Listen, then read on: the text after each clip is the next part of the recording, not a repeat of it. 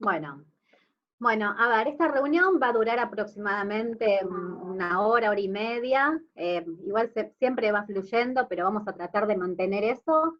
Y bueno, acá yo lo quiero presentar a Leandro. Voy a leer su currículum porque la verdad a esta altura del día no me acuerdo absolutamente todo, pero bueno, a ver. Leandro Martínez Tosar, presente. Él es licenciado y doctor en biología en la Universidad de Buenos Aires, es especializado en biología molecular, investigador, asistente del CONICET, él es ex becario de la Fundación Leluar, profesor en la UADE, conferencista TED, apasionado por la educación, divulgación científica, y bueno, acá tenemos también a Leandro Tocayo, también él trabaja en Oracle, es arquitecto del sector público, y bueno, es embajador de Oracle for Startups. Y quien les habla, Laura Marcone, de Oracle también. Y también embajadora de Oracle for Startups. Bueno, muchas gracias, Leandro, por estar acá con nosotros presente. Bienvenidos a todos, muchas gracias a ustedes por la invitación. Bueno, vamos a blanquear, somos amigos, o sea, de ahí donde surgió todo, ¿no? Creo que nos conocemos bastante y por eso tuve la idea de que vos puedas contar algo que quizás muchos de nosotros no tenemos ni noción, o sea, de lo que es la biotecnología y cómo son esas aplicaciones que pueden generar una economía bastante, ¿no es cierto?, tan necesaria en este contexto. Así que yo lo único que te quiero preguntar es lo siguiente. Vos, ¿con qué te sentís más identificado?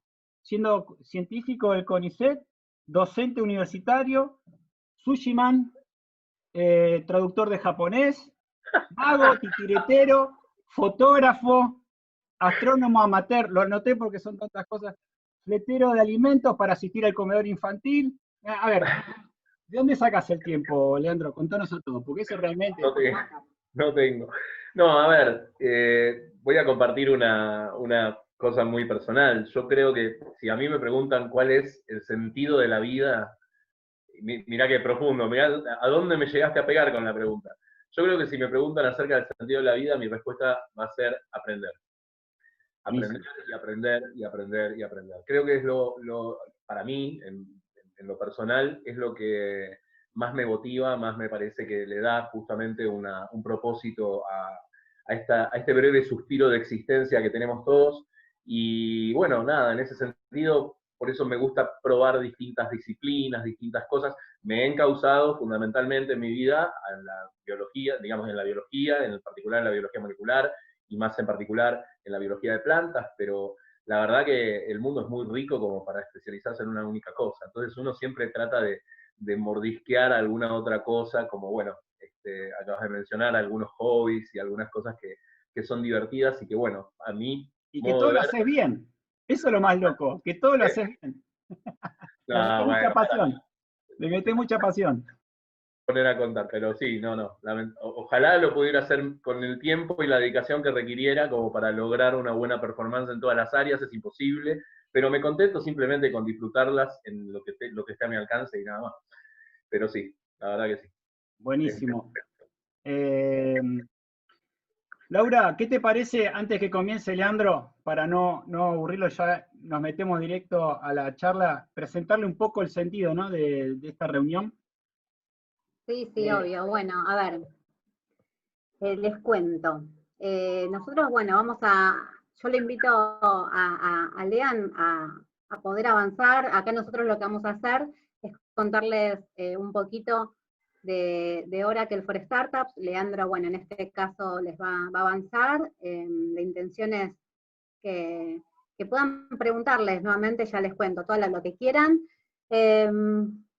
No sé, Lean, ¿qué querés? Yo voy a hacer muy breve. Esto se inicia junto al Comité de Educación de Oracle. En Oracle, lo bueno es que los empleados podemos donar nuestro tiempo, porque esto no lo hacemos extra laboralmente, en dar distintos soportes a distintas actividades. Ahí unimos, que está Moni acá presente del Comité de Educación, en esta charla, la primera vez que la hacemos, que unimos lo que es la educación con los emprendimientos o las startups. Y para eso nosotros tenemos un programa especial que lo estamos empujando de aquí a nivel global, pero nosotros somos los responsables de acá de Argentina, en donde básicamente los beneficios que tienen las startups, que quizás esté algún emprendedor escuchando y quiera anotarse, es conectar a estos emprendedores y emprendimientos con el mercado, ¿no es cierto? Nosotros somos muy buenos mostrando la conexión que tenemos con los clientes, tenemos clientes en todo el mundo, van a tener acceso al marketing también, no solamente a los créditos, tenemos un créditos en la nube, que eso realmente lo dan, a ver, todos los programas dan en la nube, pero realmente estos créditos lo que tienen de bueno que dan unos servicios de excelencia a nivel mundial, y a medida que se van consumiendo se va... perdón, un rodito. Bueno, tenemos sponsor a nivel global, donde nosotros podemos conectarnos con otros países para que puedan ayudarlos a crecer. Estamos muy enfocados en todo lo que es Latinoamérica, el programa, pero también hacemos puentes en otras regiones del mundo. Luego todo lo que es conocimiento, librería virtual, acceso a webinars, a la parte de Oracle University, a certificaciones. Nosotros tenemos una pata muy fuerte en lo que es educación, ya aprovechando también que estamos con el Comité de Educación, trabajamos mucho en enseñar a los chicos a programar, estamos haciendo eventos, por ejemplo, Moni estuvo en Porta 18 con los chicos de Porta 18 generando contenidos y chatbot para marketing. Después tenemos laboratorio de innovación, donde invitamos a co-crear soluciones con clientes reales, con clientes nuestros y las startups. Tenemos 9 laboratorios de innovación en toda Latinoamérica. En Buenos Aires, bueno, ahora lamentablemente por el contexto están cerrados, pero estamos seguros que cuando comience esto va a estar a pleno. Y para mí lo más importante del programa es que primero no tiene un final, se acompaña en todos los estadios de la startup y se le asigna un embajador, que el embajador lo que hace es tomar de la mano a este emprendimiento, trabajar junto a la startup y no solo presentarla internamente, quizás a más de los 160.000 empleados que tiene ahora alrededor del mundo, siempre hay uno que puede conocer una oportunidad o presentarlo a un cliente, y eso la verdad que está muy bueno.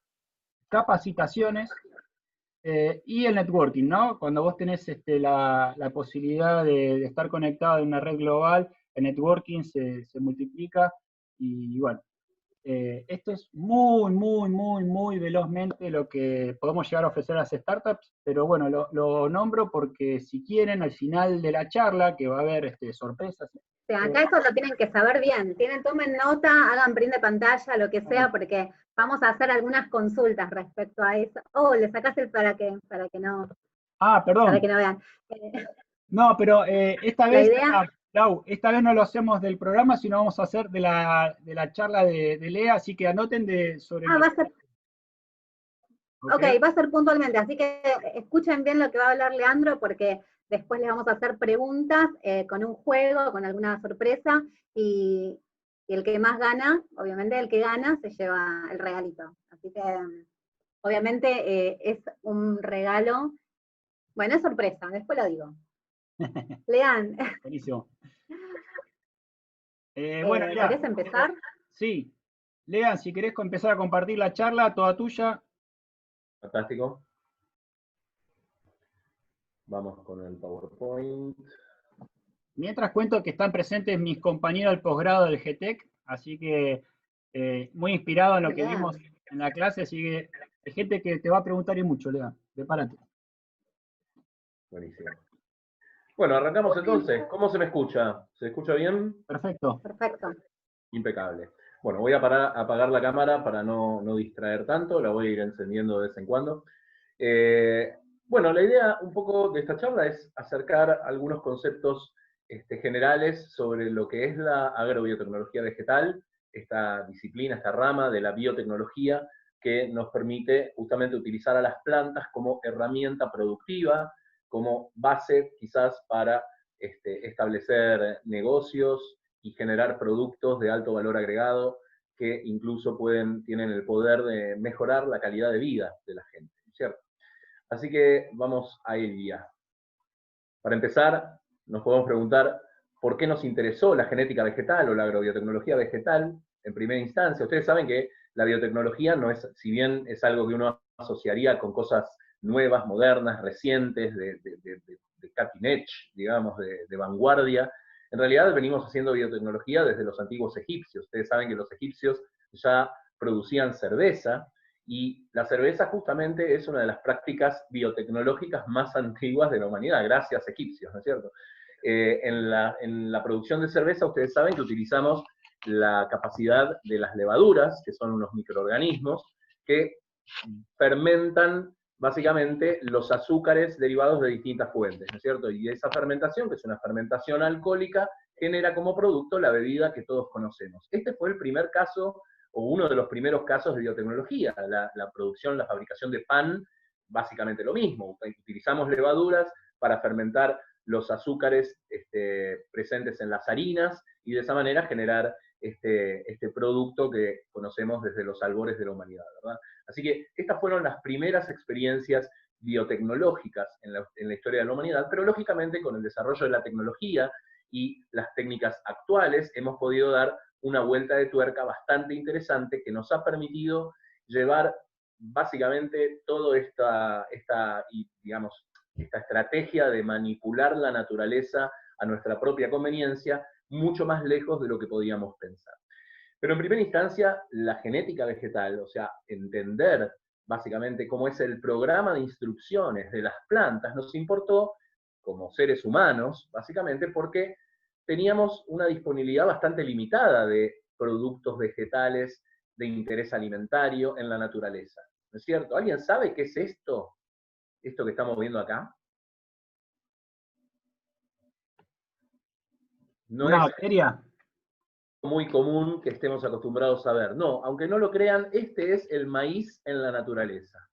Nosotros quisimos llegar de eso, obviamente, a algo muchísimo más interesante, muchísimo más atractivo en términos de productividad y de valor nutricional, ¿no es cierto? A esto se ha llegado después de miles y miles no, pero bastantes años de procesos agropecuarios de selección artificial, en donde nos quedábamos con las plantas que más grano tenían, que más grandes eran, y esas las utilizábamos para reproducir, y de esa manera íbamos generando un cambio, una evolución en la planta, de manera tal de alcanzar los niveles de productividad que estamos acostumbrados hoy. Hoy a cualquiera nos dice cómo luce el fruto de un maíz, y pensamos claramente en la imagen que tenemos más a la derecha, ¿no es cierto? Pero el maíz natural, ese que veíamos hace una diapositiva atrás, es realmente bastante pobre en cuanto a productividad de grano. Y bueno, justamente entender cómo funcionan las plantas, cómo se las puede reprogramar y demás,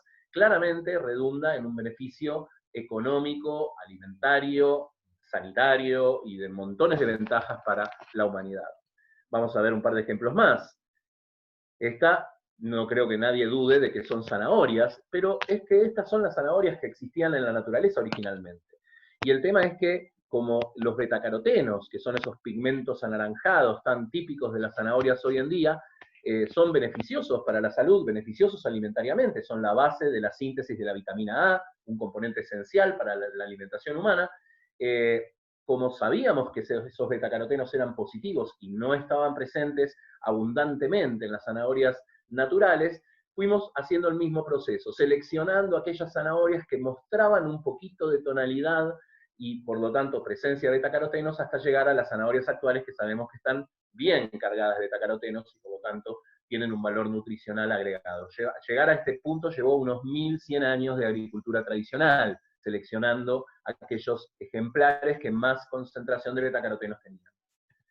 La última que les muestro, 7000 años de prácticas agropecuarias tradicionales, nos llevaron a disfrutar de las bananas que tenemos hoy, sin semillas, con una pulpa bien rica, bien abundante, pero miren lo que eran las bananas hace 7000 años, era una cosa totalmente incomible. No solo tenían muy poca pulpa, sino que íbamos a tener que estar escupiendo semillas constantemente, y esto las hacía muy poco atractivas para la industria alimentaria. Así que claramente entender la genética de las plantas tiene ventajas múltiples, ¿verdad?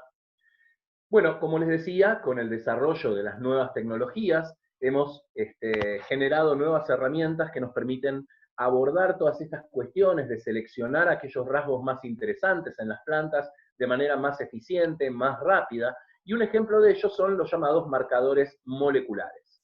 Los marcadores moleculares básicamente son etiquetas que les podemos poner a los cromosomas, a los genes, y que nos permiten identificar dónde están esos genes que nos interesan para poder hacer un seguimiento en la producción vegetal. La definición formal es que son indicadores de variabilidad genética que podemos asociar a los genes que nos interesan. Por ejemplo, una planta que produce más grano, una planta que genera frutos más grandes, una planta que es más resistente a las heladas o más resistente a las plagas, podemos asociarles una marca genética que nos permita hacer un seguimiento de ese gen y de esa manera quedarnos con aquellas plantas que tengan esos genes de resistencia o de mejor producción. Simplemente para mostrarles, no voy a entrar en los detalles de cómo se genera un marcador genético, pero esencialmente cuando analizamos genéticamente a los organismos, a las plantas, lo que hacemos es generar un patrón de bandas formado por moléculas de ADN, son fragmentos del genoma de la planta. Y allí podemos comparar los fragmentos generados en una planta determinada y los fragmentos de ADN generados en otra planta. Como de la comparación surge que existen algunas bandas diferenciales, esas bandas podemos eventualmente tratar de asociarlas justamente a rasgos que nos interesan. En este caso de la imagen, estamos asociando la presencia de estas bandas diferenciales a el desarrollo de una enfermedad en particular. Puede ser en una planta, puede ser en un ser humano, esto también se utiliza en otros organismos. Pero lo que nos permite esto es hacer un diagnóstico a nivel molecular, es decir, analizar el ADN de los organismos y ya desde el vamos, gracias a estas bandas diferenciales, poder determinar si en la información genética de estos organismos tenemos algún rasgo que nos interese ver. Así es como se ven en la realidad. Otra imagen de este bandeo que les contaba, muchos de ustedes quizás lo hayan visto en algún capítulo de las series tipo CSI y demás, donde hacen un perfilamiento genético de los delincuentes y hacen estudios de filiación y demás. Bueno, así es como lucen la comparación de bandas, y en esta búsqueda de bandas diferenciales podemos tratar de ligar la presencia o ausencia de esas bandas a aspectos de las plantas en particular que nos interese conservar. De esta manera vamos a tener varias etiquetas desparramadas por el genoma de una planta. Estos representan los cromosomas de las plantas. Esta planta en particular, que es Arabidopsis, un modelo de planta que se utiliza mucho en biología, en el laboratorio de biología, tiene 10 cromosomas, ¿sí? Y lo que vemos acá son las etiquetas que podemos encontrar desparramadas por ese genoma que nos permite asociar quizás a rasgos de interés. La idea obviamente no es tener algo tan escaso como estos pocos marcadores moleculares, sino que el estudio de los marcadores moleculares nos lleva a escenarios más parecidos a esto, donde realmente tenemos saturado el genoma con estas etiquetas, y básicamente cualquier gen de interés que caiga en cualquier lugar del genoma, virtualmente poder asociarlo a una de estas etiquetas genéticas y poder rastrearlo rápidamente. ¿Esto qué nos permite? Por ejemplo, si yo quisiera generar una planta que tenga, por ejemplo, en el caso de las plantas y sus resistencias a las plagas, ¿no es cierto? Si yo quisiera generar una planta resistente a una plaga, tendría que esperar que la planta crezca, ver si es resistente o no, todo eso lleva muchísimo tiempo. En cambio, si puedo asociar una etiqueta de estas a la resistencia a esa plaga, ya desde un análisis muy rápido, desde que es una plantita así de chiquitita, yo ya sé si esa planta es resistente o no. Y de esa manera puedo ir seleccionándolas mucho más rápidamente, sin tener que esperar a que crezcan y a que se vean enfrentadas a los desafíos del ambiente o de las plagas, y puedo quedarme con aquellas que sé que son resistentes y avanzar mucho más rápido en todo este proceso que antes llevaba, por ejemplo, 7.000 años. Ahora lo tenemos en muy, muy poco tiempo, gracias al desarrollo de esta herramienta. Bien, vayamos entonces a la ingeniería genética vegetal.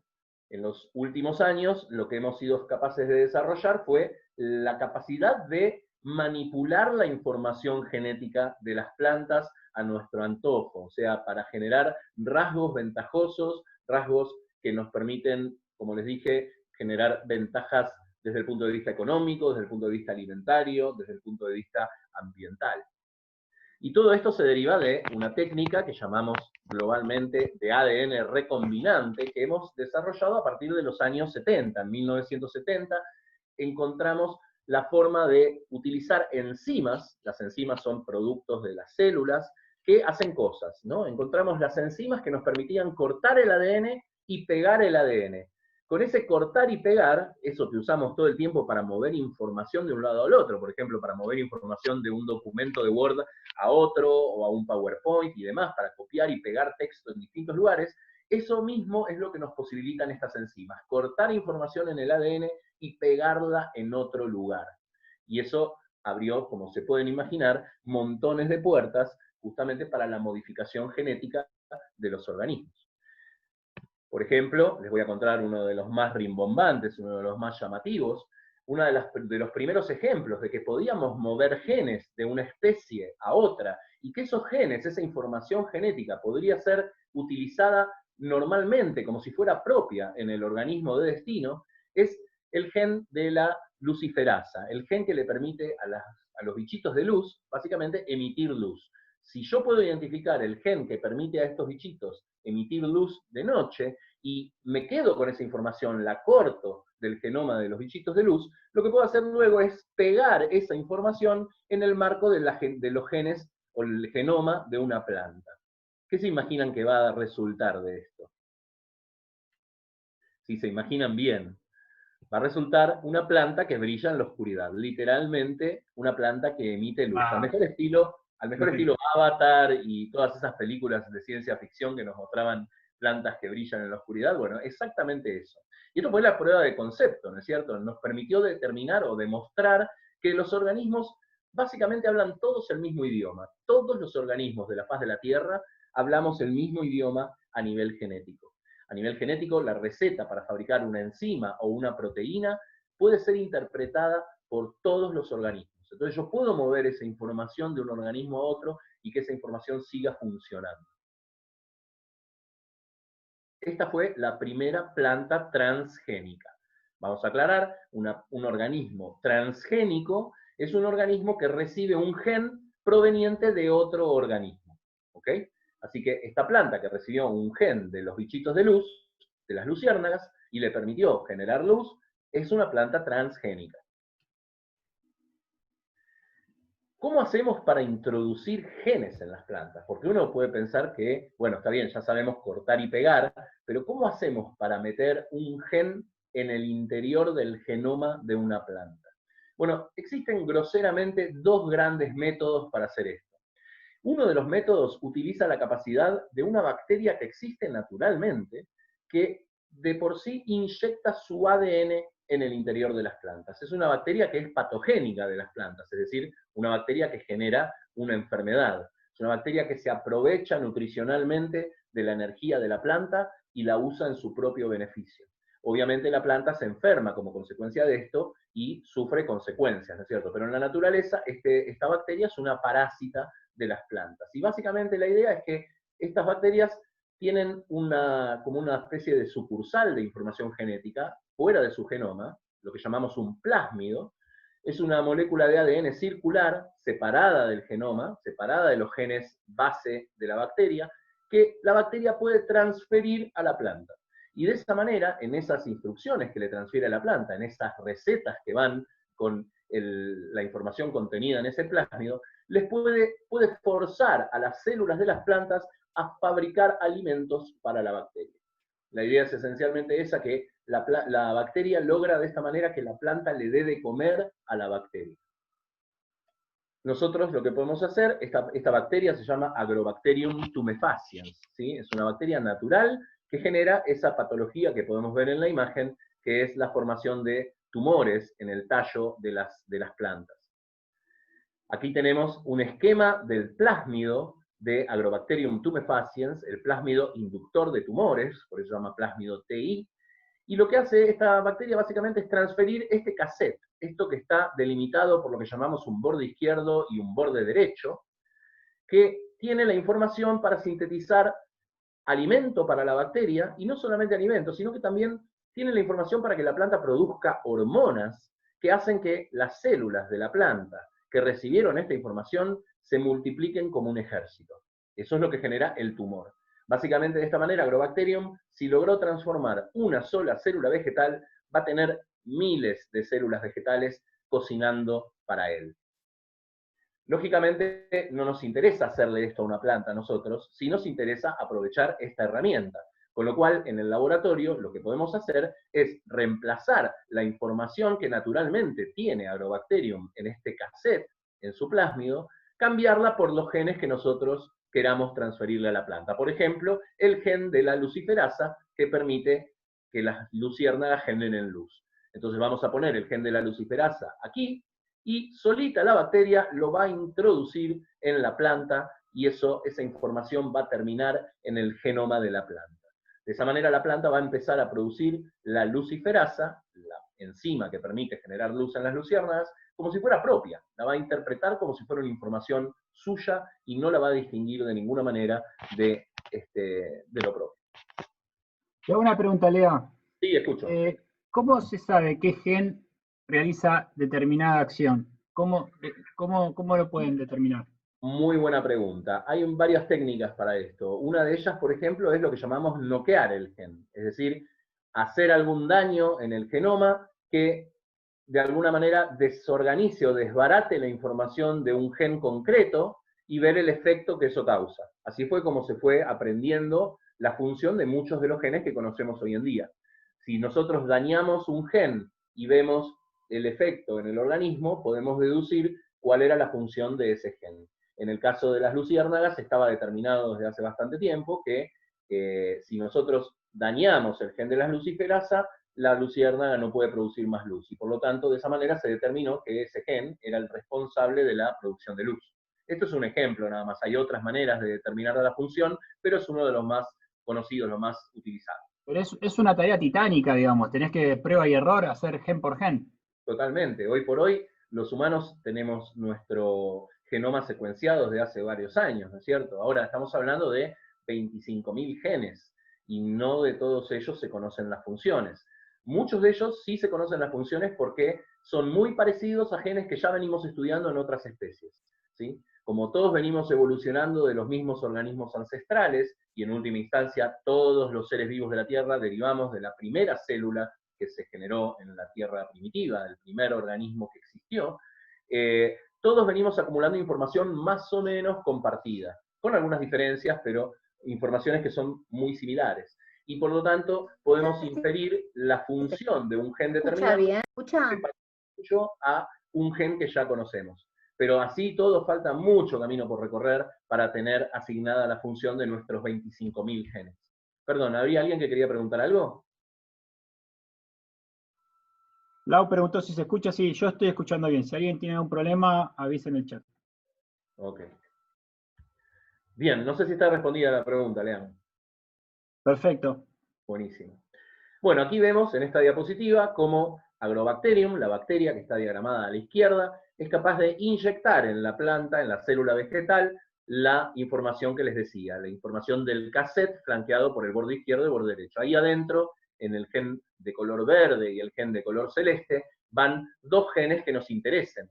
Por ejemplo, el gen de la luciferasa y un gen que vamos a utilizar como agente de selección. ¿Qué quiere decir esto? Cuando yo haya logrado transformar las células vegetales, obviamente me voy a querer quedar con aquellas células que efectivamente fueron transformadas. Y voy a querer descartar todas aquellas células de la planta que no recibieron la información genética que yo le estoy queriendo introducir.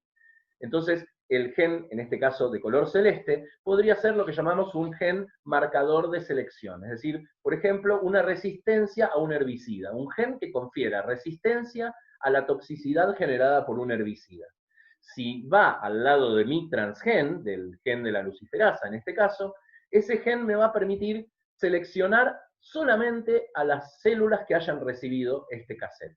Porque las células que no recibieron este cassette no recibieron ese gen de resistencia al herbicida, y por lo tanto cuando aplique el herbicida se van a morir todas. Las únicas que van a sobrevivir entonces van a ser aquellas células que hayan recibido el gen de resistencia al herbicida y por lo tanto el transgen que a mí me interesaba pasarles, que era el de la luciferasa.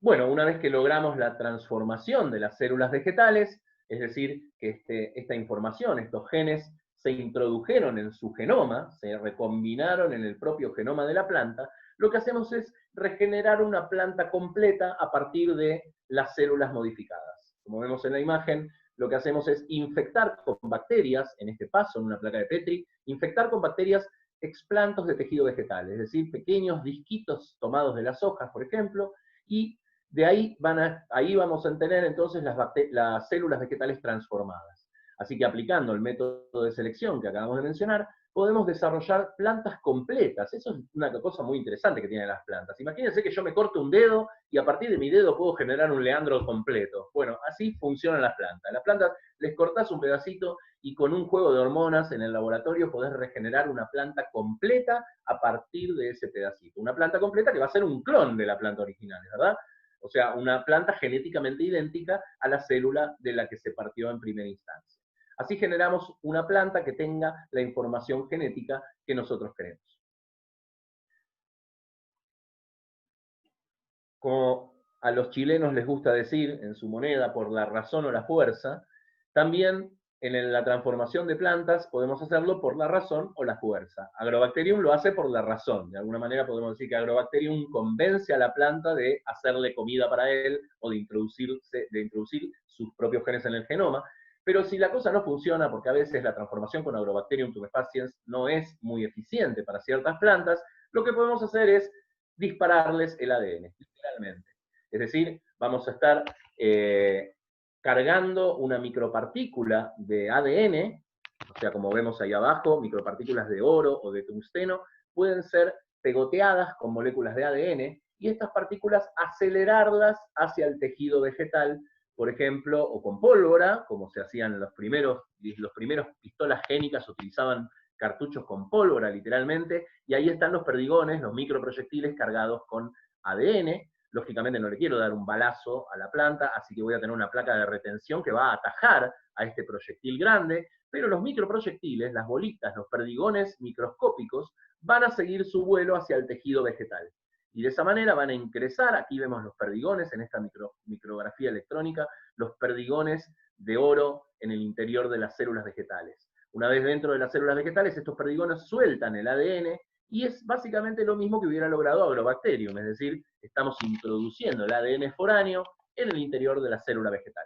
Ese ADN eventualmente va a recombinar con el genoma de la planta y nuevamente tendremos la planta transformada. Lo que usamos en el laboratorio para esto es un aparato de mesada que genera una diferencia de presiones. Utilizamos helio a alta presión y una cámara de vacío. Aquí arriba ponemos helio a alta presión, aquí abajo hacemos vacío, y hay una membranita que divide los dos compartimientos que la rompemos, y cuando rompemos la membranita, ese soplido muy violento de gas a presión acelera las partículas hacia el tejido vegetal que está aquí debajo. Versiones más modernas de pistolas génicas nos permiten, por ejemplo, la independencia de estar sentados en la mesada del laboratorio y poder salir de recorrida, por ejemplo, a un vivero, disparando a las distintas plantas y de esa manera logrando las transformaciones. Aquí vemos en la fotografía de abajo a la derecha estos manchoncitos de oro que dejan los disparos sobre el tejido vegetal. Obviamente parece muy cómodo ir con una pistola en la mano, pero no nos olvidemos que esta manguerita está conectada a un tanque de helio enorme que tenemos que ir arrastrando con una carretilla al lado. Pero por lo menos nos da cierta movilidad mucho mayor que la que veíamos en el aparato anterior. Cuando Agrobacterium, o cuando utilizamos una pistola génica, ¿no? Con Agrobacterium tumefaciens o con pistola génica, lo que hacemos es introducir genes en el genoma de la planta, típicamente. Pero no es el único ADN que hay dentro de la célula vegetal, el ADN que está en el núcleo de las células. También encontramos ADN en una organela de las células vegetales, que son los cloroplastos. No sé si se acuerdan del colegio, pero los cloroplastos son esa organela de las células que les permite a las plantas llevar a cabo el proceso de fotosíntesis, es decir, utilizar la luz solar para fabricar su propio alimento. Bueno, es que aquí que los cloroplastos también tienen su propio ADN, y es gracias a la transformación con biobalística, utilizando cañones génicos, que podemos introducir ADN dentro de los cloroplastos. O sea que yo podría mandar mi gen de la luciferasa, en lugar de mandarlo al genoma de la planta, es decir, a la información genética que la planta tiene en sus células, en sus núcleos, la puedo mandar al genoma de los cloroplastos, o lo que llamamos el plastoma. De esta manera, lo que logramos es una planta transplastómica y no una planta transgénica. Parece un detalle así como muy traído de los pelos, pero tiene muchas ventajas transformar los cloroplastos en lugar de transformar el núcleo de las células vegetales. Para empezar, hay muchos cloroplastos por cada célula vegetal. Y dentro de cada cloroplasto hay muchas copias de su propio ADN de cloroplasto. Y si nosotros logramos meter, por ejemplo, el gen de la luciferasa en todas las copias de todos los ADNs, de todos los cloroplastos, de todas las células, algo que llamamos homoplastía, si logramos eso, se imaginan que vamos a tener millones de copias del gen de la luciferasa en una sola planta. Eso puede ser muy ventajoso porque la cantidad de luciferasa que va a generar esa planta va a ser muchísimo mayor que la que lograríamos si introducimos el gen solamente en el núcleo, en donde entra en una o dos copias por planta, por célula de la planta. Así que transformar los cloroplastos, para empezar, tiene esa gran ventaja que es generar muchísimas más copias del transgen en la célula de la planta. Lea, tenemos dos preguntas. Como están muteados, si quieren lo puedo desmutear, pero para ser más rápido lo comento. Camilo Adelante. acá dice, para que una planta comience a adoptar esos genes, ¿basta con un solo balazo o se requieren varios? Con un solo balazo bastaría para lograr una transformación de muchísimas células vegetales. A partir de ahí, como les decía, incubándolo en plaquitas de cultivo y con las hormonas adecuadas, puedo regenerar muchas plantas a partir de un único disparo. Por lo general, igual hacen falta varios disparos para ponerlo a punto. Tengo que determinar la presión de gas, la cantidad de ADN que le tengo que poner, la cantidad de microproyectiles, el cultivo de después. En general, hacemos varios disparos, pero virtualmente con un solo disparo, luego de haber puesto a punto todo esto, puedo generar decenas de plantas modificadas genéticamente. Otra pregunta que da para una charla entera. Dice Ernesto, ¿existe algún riesgo para el humano o animal consumir alimentos genéticamente modificados? Hasta ahora no hay ninguna evidencia que demuestre que los organismos genéticamente modificados representen un riesgo para la salud. Ninguna. En todo caso, podemos discutir, por ejemplo, si hay algún tipo de impacto derivado del manejo de los organismos genéticamente modificados. Un ejemplo concreto para atender a la pregunta podría ser, por ejemplo, las plantas que son resistentes al glifosato. Las plantas que son resistentes al glifosato, el glifosato es un herbicida que se utiliza para eliminar las malezas, es decir, plantas que no queremos que le drenen nutrientes a nuestro cultivo en particular, por ejemplo. Habitualmente lo que se hacía era que una persona, un operario del campo, iba a mano recogiendo las malezas, sacando las malezas, desenraizándolas y eliminándolas del campo de cultivo para que justamente no compitan con mi cultivo por los recursos del suelo. La posibilidad de meter una resistencia a un herbicida en las plantas estas me permite que yo directamente rocíe todo el campo con glifosato, en este caso, se mueren todas las malezas, todas las plantas que hay por ahí cerca, y sobrevive la planta de mi cultivo que tiene el gen de resistencia al glifosato. En sí, como transgénico, los transgenes, a ver, estamos comiendo todo el tiempo genes. Lo comemos con la vaca que nos dio el asado, lo comemos con la, no sé, con la lechuga que sacamos de la huerta, ¿no es cierto? O sea, estamos comiendo ADN de otros organismos constantemente. No hay diferencia entre comerlo, o sea, si yo me como un gen de lechuga que me viene adentro del asado, o un gen de vaca que me viene en la lechuga, se imaginan que no tiene ningún tipo de riesgo asociado. Así que el problema está con el manejo. En las plantas resistentes al glifosato, muchas veces los dueños de los campos lo que hacen, muchas veces pasa que las malezas se van volviendo resistentes a los agroquímicos como el glifosato con el correr del tiempo. Y entonces, ¿qué hace el dueño de un campo? Cuando ve que las malezas están empezando a ser resistentes, dice, bueno, le tiro más. Y en ese tirarle más, está atentando contra la seguridad alimentaria, porque el glifosato tiene una toxicidad asociada, como todo agroquímico. Entonces, si yo estoy tirando más de un agroquímico, puedo lograr que ese agroquímico quede residualmente en el suelo o que quede mismo en los alimentos que estoy rociando y por lo tanto seguir presente en la cadena de producción y llegar hasta el momento que mordemos esa manzana, por ejemplo, y estamos comiendo un poco de glifosato, lo cual no hace nada bien. A ver, siempre es importante tener en cuenta el tema de las concentraciones, ¿no es cierto? ¿Cuánto glifosato estamos comiendo? Pero si seguimos aumentando las dosis de glifosato conforme las plagas se van haciendo resistentes, lógicamente, a la larga, va a haber una contaminación fuerte con glifosato de los productos alimentarios que normalmente consumimos. Ese es quizás el problema más grave que podría derivarse del tema de los transgénicos, pero los transgénicos en sí, comerse genes de otras especies en las especies que nos comemos, no trae aparejado ningún impacto negativo para la salud. En todo caso es una carrera, ¿no? Perdón. A lo sumo podemos tener en consideración las cuestiones de alergias, porque por ejemplo, si yo soy alérgico al maní, no puedo comer maní, pero me como una lechuga que tiene un transgen derivado del maní, y bueno, ahí sí podría tener un problema, porque yo puedo ser alérgico a ese maní, y si no sé que esa lechuga tiene genes de maní, me lo puedo comer y puedo tener un problema bastante grave. Pero desde hace muchos años que se sabe esto, y desde hace muchos años que se pueden estudiar los genes y las proteínas que se derivan de los genes, de manera tal de predecir si una proteína determinada va a ser alergénica o no en la población. Y solamente se transfieren entre especies genes que produzcan proteínas que no generan alergias. Entonces uno tranquilamente puede estar comiendo un organismo transgénico, recibiendo genes de una especie que esa persona no tolera, por ser alérgica, y estar tranquilo porque esos genes fueron testeados y evaluados previamente para que no generen ningún problema en los alérgicos. Así que la respuesta es, los alimentos transgénicos son 100% seguros. Lamentablemente la opinión pública en el mundo ha logrado presionar lo suficiente como para que, a pesar de ser seguros, a pesar de no haber ninguna evidencia de que los alimentos transgénicos, los organismos genéticamente modificados o transgénicos, no son dañinos para la salud, igual esto ha generado que muchos gobiernos restrinjan su producción o su cultivo en sus respectivos países. Pero no hay ningún elemento que nos permita decir que son perjudiciales para la salud. Ninguno. Lean, perdóname, decías. No, nada, en todo caso es una carrera, ¿no? Justamente de modificación genética que las plagas hacen naturalmente, que se vuelven más resistentes naturalmente.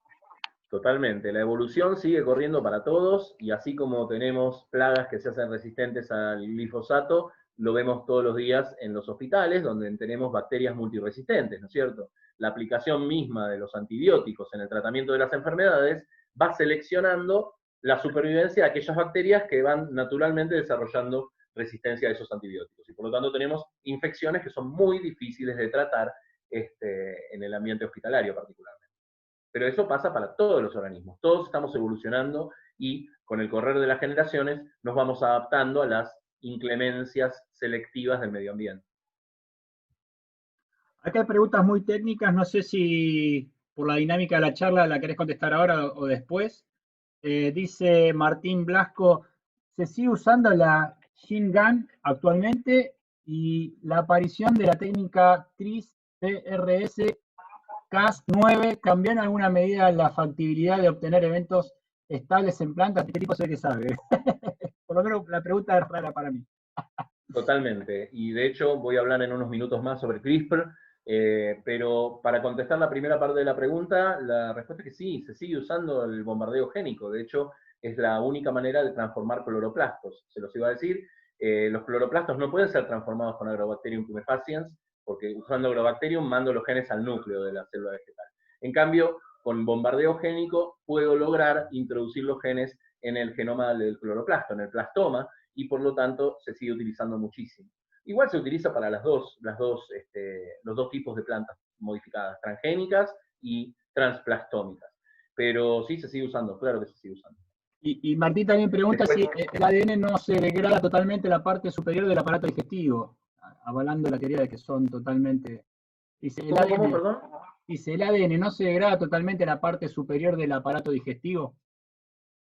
Ah, sí, excelente pregunta, excelente pregunta. Sí, la inmensa mayoría del ADN, cuando comemos cosas con ADN, obviamente degradamos todo, degradamos ADN, proteínas, polisacáridos, lípidos, todo tipo de sustancias de macromoléculas, lo que llamamos las macromoléculas, se tienden a degradar. No obstante, hay trazas de macromoléculas que pueden pasar todo este proceso digestivo y eventualmente ser absorbidas en el intestino. De hecho, se ha detectado trazas de ADN en circulación sanguínea luego de haber comido determinados alimentos. O sea, si yo me como una lechuga y busco ADN de lechuga en mi sangre, la voy a encontrar. O sea que algo del ADN tiende a pasar. Ahora, ¿eso representa un riesgo? No representa ningún riesgo. Genial. Bien. ¿Seguimos adelante? Sí, sí. Vale. Si no hay preguntas, sí, seguimos. Bárbaro. Otra de las ventajas de las plantas transplastómicas es que los cloroplastos no se transmiten con el polen. Si se están preguntando qué quiere decir esto, quiere decir que en las plantas transgénicas, el transgen puede volar con el polen. Es decir, el polen lleva información genética, de hecho el polen es como los espermatozoides en los seres humanos, llevan la información genética de los machos, digamos, de las plantas, a las plantas hembra, ¿no es cierto? Y de esa manera esa información genética puede viajar por el aire y de esa manera el transgen difundirse en el ambiente. Esto tiene varios riesgos. Primero, que se escape a la naturaleza, y no queremos que los transgenes den vueltas por ahí. Uno quiere tratar de impactar lo menos posible en el medio ambiente y en las especies naturales, y por lo tanto vamos a tratar de querer confinar los transgenes a las especies que trabajamos, a las especies que cultivamos, y que no se repartan por ahí. Porque hay evidencias de que los genes de esta manera pueden cruzar la barrera de especie, es decir, pueden terminar los transgenes en especies que no queríamos que terminaran.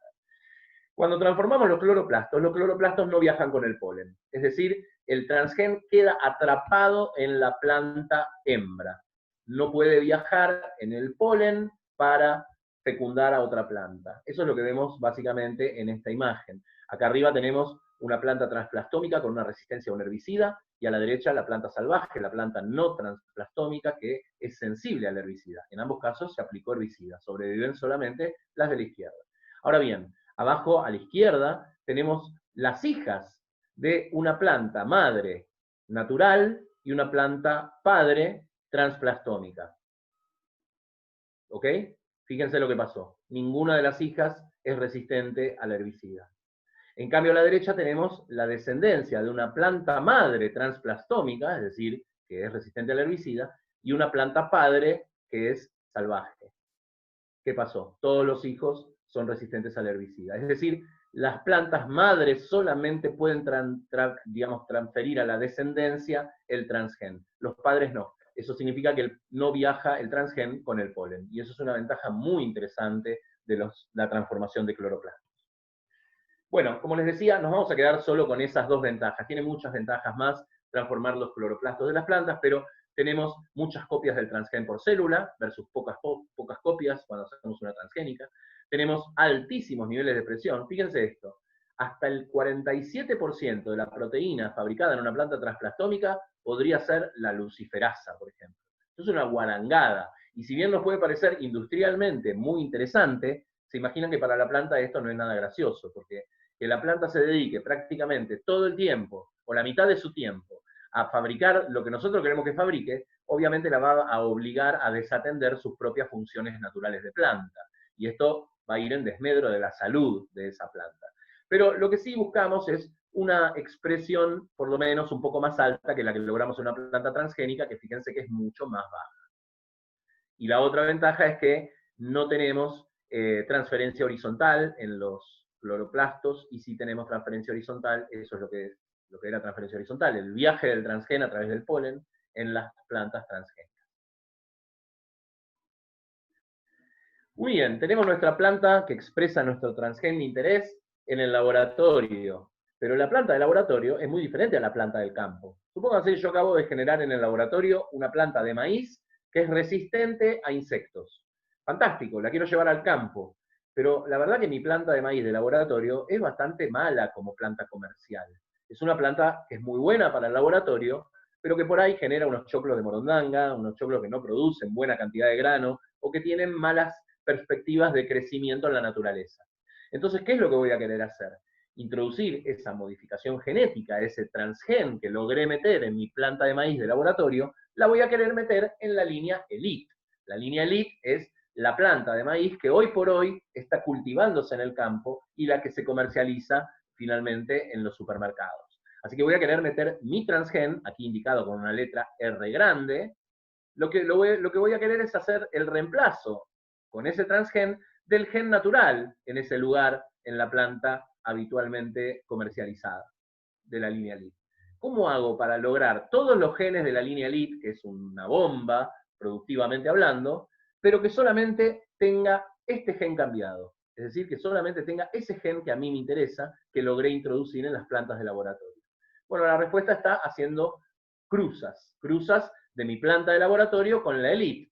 De la hija de mi planta de laboratorio con la Elite voy a tener plantas que son 50% Elite y 50% planta de laboratorio, con el transgen. Así como nuestros hijos tienen el 50% de nuestros genes y el 50% de los genes de nuestra pareja.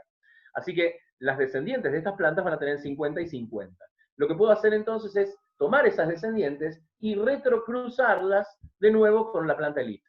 Entonces, lo que voy a hacer es volver a mezclar esos genes con la planta Elite. Voy a lograr un 75% de genes Elite. Siempre tengo que ir rastreando que el transgen no se me haya perdido, ¿no? O sea, por eso lo puedo monitorear, por ejemplo, con marcadores moleculares, para ver que el transgen no se me pierda y siempre seleccionar las hijas que tengan el transgen.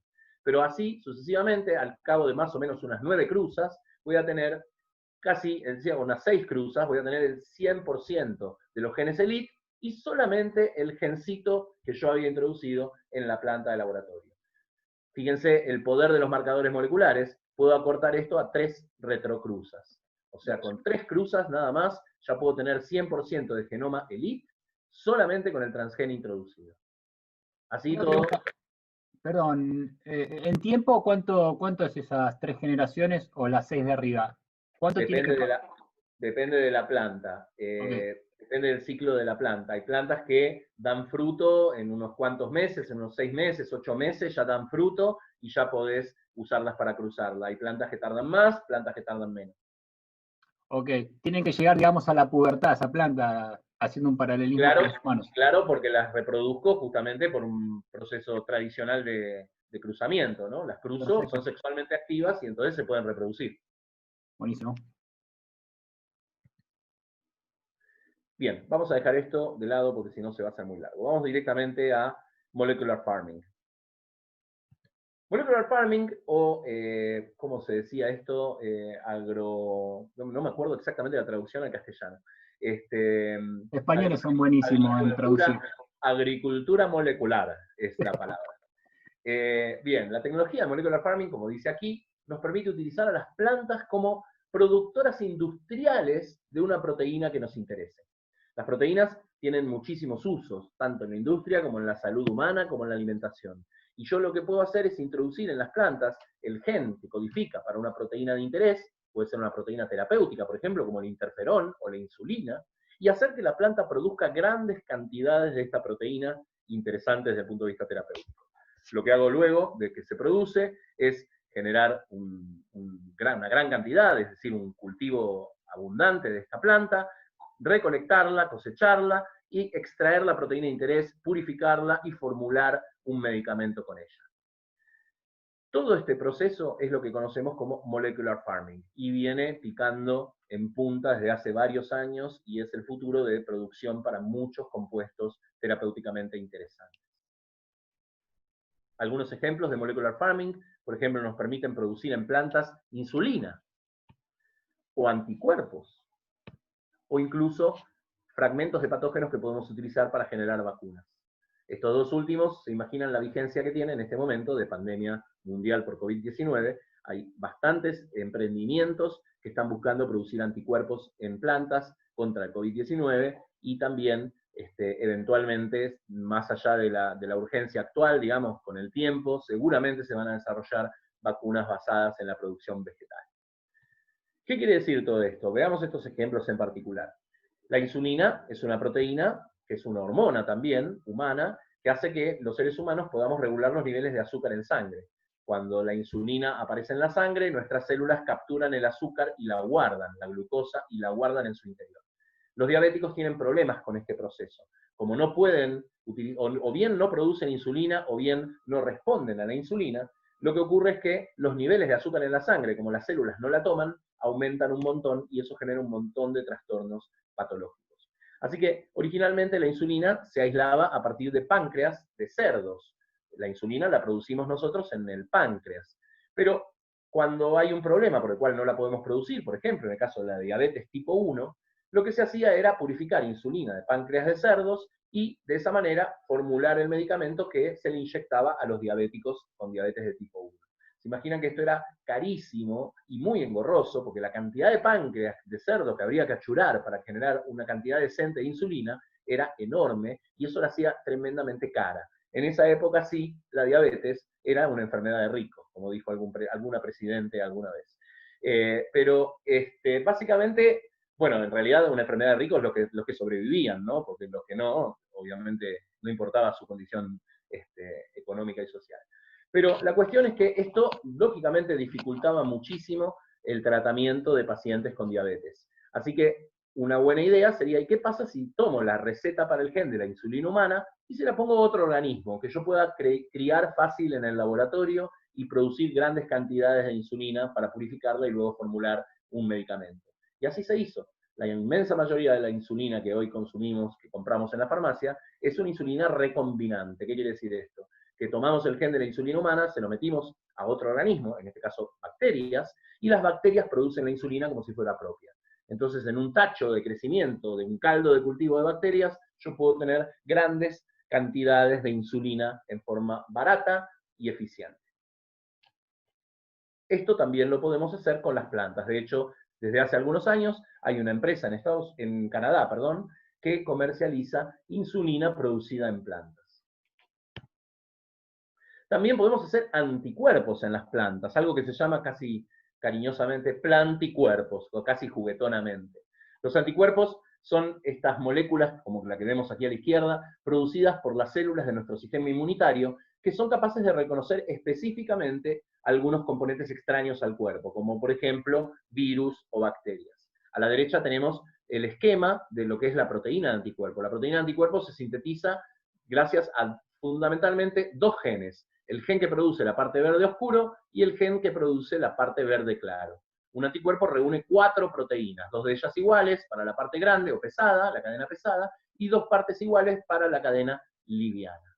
Aquí, en estos brazos de los anticuerpos, es donde se produce el reconocimiento específico de los virus y de las bacterias. ¿Cómo puedo hacer para que una planta produzca esto? Y bueno, básicamente lo que tengo que hacer es transformar una planta con el gen para la cadena liviana, otra planta con el gen para la cadena pesada, cruzar esas dos plantas y que esta planta me produzca los dos genes, con lo cual voy a tener el anticuerpo armado. Lo que sigue es una complejidad adicional que, por ejemplo, me permite purificar otros tipos de anticuerpos, como por ejemplo la inmunoglobulina A, que es el componente secretorio de las inmunoglobulinas, pero no voy a entrar en ese detalle ahora. Otra complicación de la producción. Hay una pregunta. Sí, hay una pregunta, Leandro. Escucho. Hay ejemplos, yo no me estaban llegando, así que perdón, Lean, si ya fue leída. ¿Hay ejemplos de hormonas o proteínas producidas por molecular farming que actualmente se estén comercializando? Lo pregunta María Emilia. Sí, no sé si comercializando, pero sí, por lo menos en ensayos clínicos. Calculo que sí, comercializando ya debe haber algunas. Yo no estuve encontrando últimamente información súper actualizada de eso, pero hasta hace un tiempo había varias en ensayos clínicos, porque la cuestión es, si bien la hormona puede ser conocida desde hace mucho tiempo, hay que demostrar que la hormona derivada de plantas es bioequivalente a las opciones que ya existen en el mercado. Entonces, tienen todo un proceso de estudios clínicos, de ensayos clínicos, en donde se busca demostrar justamente eso. Y esos ensayos clínicos pueden durar varios años. Pero sí, hay varias, yo me animaría a decir que ya hay varias hormonas derivadas de plantas que ya están comercializadas. Un caso, de hecho, sería la insulina. Pero estoy seguro de que hay muchísimas más. ¿Otras preguntas? Perfecto. Por ahora, bárbaro. No. Gracias. Les decía que una complicación adicional de la producción de anticuerpos, y que ha sido resuelta bastante recientemente, es que los anticuerpos sufren unas modificaciones especiales en nuestro cuerpo cuando son producidos. Y esas modificaciones especiales las plantas no las hacen. Pero se ha logrado que las plantas modificadas genéticamente hagan estas modificaciones y se las hagan a los anticuerpos. De esa manera generan anticuerpos totalmente funcionales, anticuerpos lógicamente humanos, totalmente funcionales. Pero eso es un avance que se ha logrado en los últimos años. Otra posibilidad es utilizar las plantas como plataforma para la producción de vacunas. Ustedes saben que las vacunas son típicamente o patógenos debilitados, o patógenos recombinantes, o simplemente pedazos de patógenos. Por ejemplo, para ponerles un ejemplo particular, en la pandemia actual de COVID-19 hay varias estrategias diferentes en danza para la generación de vacunas. Una, por ejemplo, es la vacuna de la Universidad de Oxford, que es una vacuna basada en la utilización de virus de monos, de virus, si mal no recuerdo, eran de chimpancés o de orangutanes, no me acuerdo ahora, y estos virus, lógicamente, no tienen la capacidad de infectarnos a los seres humanos, y fueron modificados genéticamente para que produzcan la proteína Spike del coronavirus, la proteína distintiva del SARS-CoV-2, provocador, digamos, causante de la pandemia actual de COVID-19. De esa manera, al ingresar este patógeno en nuestro cuerpo, este es un patógeno que no nos hace una enfermedad, simplemente está ahí, nuestro sistema inmune lo detecta como algo extraño y aprende a reconocer la proteína Spike del coronavirus SARS-CoV-2. De esa manera, cuando entre el coronavirus SARS-CoV-2 de verdad, ya tiene todo el arsenal de anticuerpos y de otras herramientas listos para combatirlo y eliminarlo antes de que nos genere enfermedad. Así más o menos trabaja una vacuna a virus recombinante. Pero también podemos tener, por ejemplo, el caso de la empresa BioNTech y Pfizer, la iniciativa que sigue también los lineamientos de una empresa en Estados Unidos que se llama Moderna, que utiliza ARN mensajero, es decir, la receta solamente para fabricar la proteína Spike. Es decir, nos inyectan solamente la receta genética para que se produzca la proteína Spike. Esa receta entra a nuestras células leyendo esa receta fabrican la proteína Spike y nuestro sistema inmune dice esto qué es, esto es extraño y desarrolla anticuerpos para combatirlo. ¿Okay? Lógicamente, esta inyección de ARN mensajero no representa ningún riesgo para la salud porque es ARN mensajero. No es un ARN, una información genética que vaya a recombinar con nuestro genoma y producirnos algún tipo de modificación genética. Eso es alguna de las cosas que tantos conspiranoicos están diciendo en este momento. Nada de eso es cierto. Utilizando ARN mensajero no hay manera de que esa información se inserte en nuestro genoma. Así que son distintas estrategias. Les voy a mostrar una que se ha utilizado con éxito en plantas, que es la producción de un fragmento de una proteína del Clostridium tetani, es decir, la bacteria productora del tétanos, causante del tétanos, esta enfermedad tan tremenda que literalmente puede ser letal, derivada de una infección en la piel.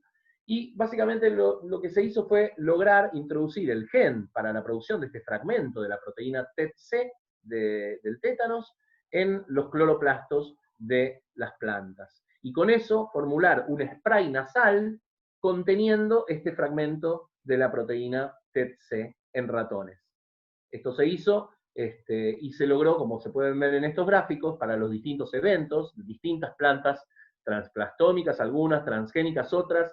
Se ve que la aplicación de spray nasal con extracto de estos fragmentos de la bacteria causante del tétanos genera inmunidad. Lo que vemos aquí son los niveles de anticuerpos en los ratones antitétanos. O sea que funciona este sistema para generar inmunidad en los ratones. O sea que podemos generar vacunas derivadas de plantas. De hecho, podemos dirigir la expresión de estas proteínas, por ejemplo, a los frutos, y de esa manera comer estos frutos y quedar vacunados. Por la misma razón que decíamos hoy, ¿no? O sea, al comer algo de todo lo que comemos queda sin ser digerido y eventualmente pasa a la circulación del organismo y de esa manera podemos tener una respuesta inmunitaria. De todas maneras, podemos tener una respuesta inmunitaria sin que pase a la circulación del organismo, en el caso de una proteína, que ya es más difícil que pase que un ácido nucleico, podemos tener una respuesta inmunitaria en la luz del tracto intestinal. Aquí tenemos otros ejemplos de proteínas terapéuticamente activas para humanos de varios tipos, producidas en distintas plantas, y no quiere decir comercializadas, quiere decir que están siendo producidas en estas plantas, eventualmente pasarán por ensayos clínicos y eventualmente serán comercializadas algunas de ellas, pero son ejemplos exitosos de producción de proteínas con actividad terapéutica humana en plantas, ¿okay? Y las distintas aplicaciones que tienen. Por ejemplo, el interferón, una proteína de tratamiento para infecciones virales, la eritropoyetina humana, que es una hormona que dispara la producción de glóbulos rojos en la médula ósea, hemoglobina humana para el tratamiento de anemias o de sustituto de volumen sanguíneo y demás. Bien, vamos a la parte más moderna dentro de la agrobiotecnología vegetal, que es lo que se ha dado en llamar las nuevas técnicas de agricultura molecular, o las New Breeding Techniques. Aquí nos encontramos con una serie de estrategias, de herramientas, desarrolladas bastante recientemente, en los últimos 10 años, de las cuales forma parte la tan mentada CRISPR. CRISPR es una herramienta que básicamente la sigla significa esto, ¿no? Repeticiones palindrómicas cortas, interespaciadas y agrupadas regularmente. Es un nombre horrible, por eso todo el mundo lo conoce como CRISPR y nada más. Pero básicamente lo que nos permite la herramienta CRISPR es generar un daño en el ADN en el lugar que nosotros queramos, de manera súper precisa. Yo quiero que el corte se produzca ahí. Y una vez que se produce el corte, hay mecanismos de la célula que pueden utilizar una especie de backup de información, que yo le voy a proveer artificialmente, para reparar ese corte. Es decir, virtualmente yo puedo meter lo que se me ocurra en el lugar que se me ocurra en el genoma. Esa es la ventaja de la técnica CRISPR. Nos permite una precisión inédita en la alteración de la información genética, porque nos permite introducir la información que nosotros queremos en el lugar que nosotros queremos, de manera muy precisa. Son como unas tijeras moleculares, básicamente, que nos permiten esto. Y podemos utilizar esta técnica, bueno, no les voy a explicar los detalles de esta tecnología porque la verdad que excede el contenido de esta charla, pero básicamente CRISPR está derivado de un mecanismo de inmunidad presente en las bacterias. Las bacterias son sometidas a infecciones con virus naturales de las bacterias que se llaman bacteriófagos, como este que está aquí arriba, que inyectan su ADN en el interior de la bacteria. Gracias al descubrimiento de las proteínas involucradas en el procesamiento del ADN de estos bacteriófagos y en la eliminación de estas infecciones, es que se desarrolló la técnica de CRISPR. Básicamente en la técnica de CRISPR usamos una proteína que se llama Cas9 y la programamos con un ácido nucleico sintetizado en el laboratorio que tiene la información de dónde nosotros queremos que corte esta enzima Cas9, el genoma que le pongamos delante. De esa manera producimos un corte teledirigido en el lugar donde queremos y podemos proporcionar una información de reemplazo para que la célula repare ese corte metiendo la información que nosotros queremos.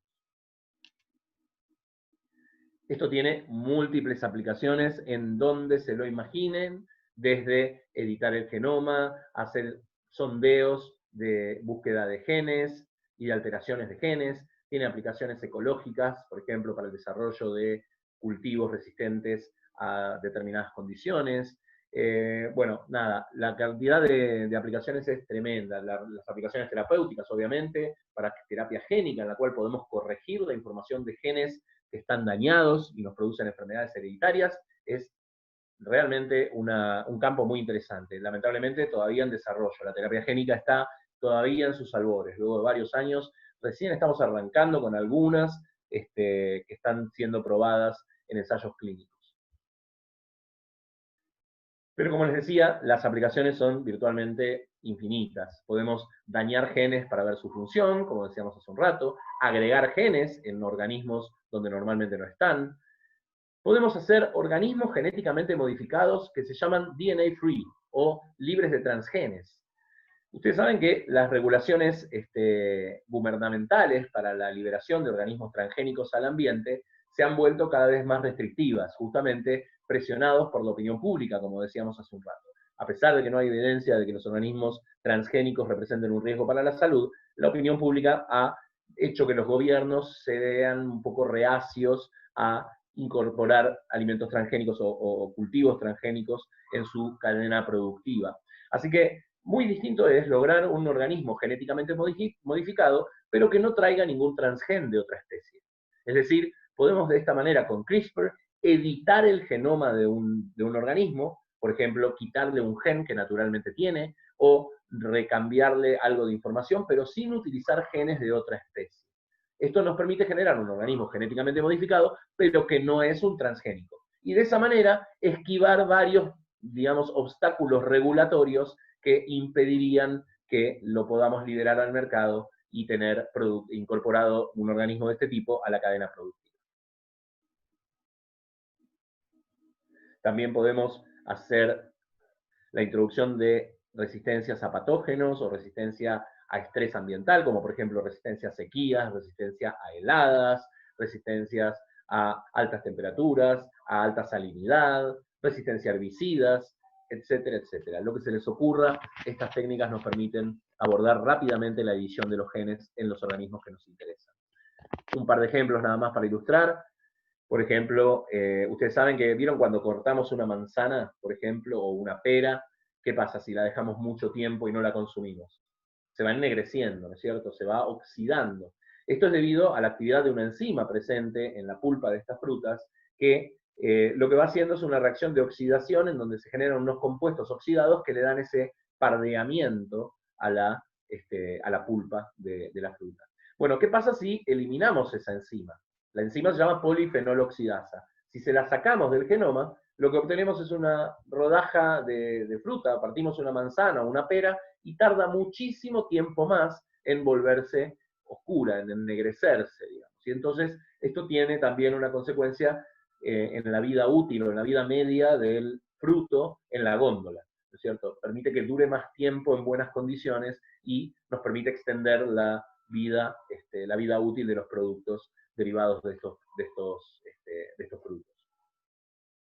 Por un lado tenemos abajo un maíz un maíz noqueado para un gen que transforma la milopectina en amilosa. La milopectina y la amilosa son dos formas diferentes del almidón, ¿sí?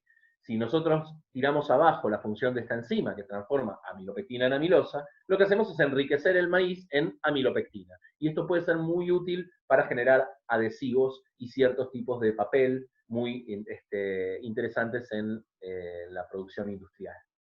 Entonces, estos no son organismos transgénicos, porque no tienen un gen ajeno. Son organismos editados o genéticamente modificados. Genéticamente modificado y transgénico no es lo mismo. Los transgénicos son genéticamente modificados, pero no todo organismo genéticamente modificado es un organismo transgénico. Bien, ¿qué tenemos que tener en cuenta para encarar un proyecto agrobiotecnológico? Son muchas las cosas que hay que poner sobre la mesa. Los factores relevantes tienen que ver con los niveles de producción que vamos a lograr de nuestra proteína recombinante, los costos que están implicados en toda la cadena del proceso, y también con el funcionamiento de esa proteína. En última instancia, la proteína va a tener actividad terapéutica, nos va a servir para lo que nosotros queremos utilizar esa proteína. En cuanto al nivel de producción, tenemos que ver primero, por ejemplo, si queremos reemplazar algún tratamiento actual de insulina o de algún anticuerpo, lo que fuera, tenemos que ver cuál es la demanda, cuál es la dosis que vamos a necesitar por persona, con qué frecuencia, cuántas personas afectadas por una patología determinada hay y demás. ¿Sí? Acá hay algunos ejemplos para anticuerpos monoclonales que se producen actualmente en plantas para distintas patologías. Estas son las dosis con las que se le administra estos anticuerpos a las personas. Pero para darles una idea, producir en plantas es algo que genera mucha cantidad de proteína recombinante. Por ejemplo, 100 hectáreas nada más, 100 hectáreas es un campo chico, de invernaderos sembrados con papa transgénica podrían satisfacer la demanda anual de vacuna contra la hepatitis B de todo el sureste asiático. O sea, en la potencialidad de producción de proteínas recombinantes de estos sistemas de molecular farming, de producción en plantas, es tremenda. Y eso obviamente tiene aparejados beneficios económicos muy grandes. En cuanto a los costos, tenemos que considerar muchos factores. Los costos de investigación y desarrollo, es decir, generar las plantas modificadas genéticamente en el laboratorio, lleva su tiempo, lleva su esfuerzo y lleva su inversión económica, mucha.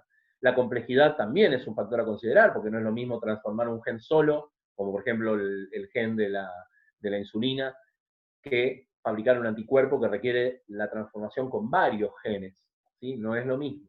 Después tenemos que tener en cuenta los ensayos clínicos, vamos a tener que demostrar, si lo vamos a utilizar para salud humana, vamos a tener que demostrar que esos compuestos recombinantes obtenidos de plantas funcionan realmente, curan las enfermedades que decimos que curan y tienen realmente la actividad que pretendemos que tengan. Obviamente esto no es necesario si lo que pretendemos es producir una proteína que tenga algún uso industrial, por ejemplo, ¿no es cierto?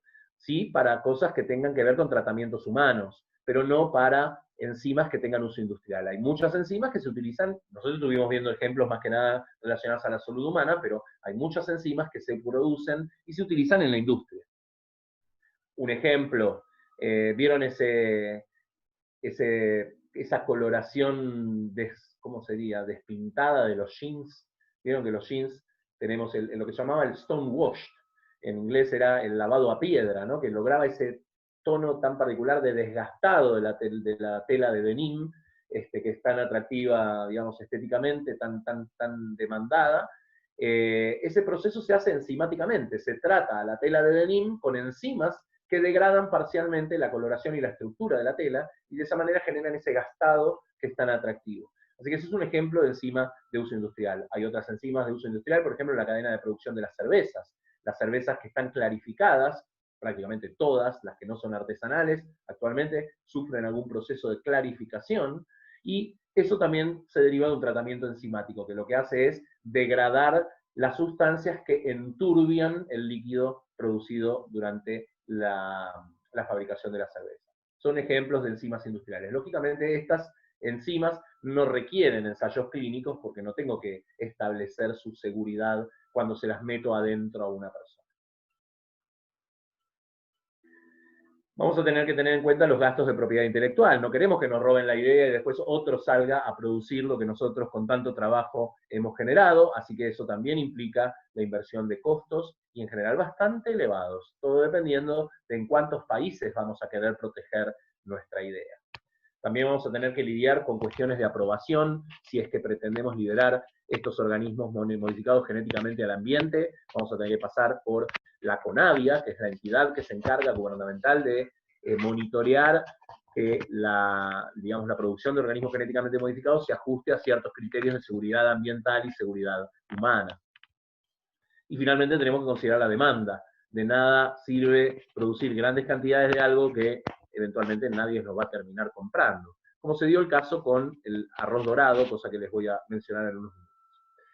Otros factores relevantes tienen que ver con la fisiología particular de la proteína. Mi proteína se pliega correctamente. Las proteínas son moléculas que tienen la forma de fideos, pero cuando son sintetizadas en nuestras células, se pliegan, se ovillan de maneras muy particulares, muy definidas, y la función de las proteínas tiene que ver con esta estructura tridimensional del ovillo, ¿ok?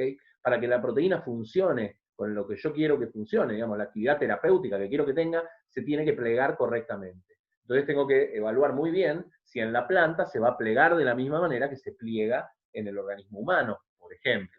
También dijimos que las plantas no hacen exactamente igual algunas modificaciones de las proteínas, como por ejemplo esto que está acá, que es el agregado de unos azúcares que se le agregan a la proteína.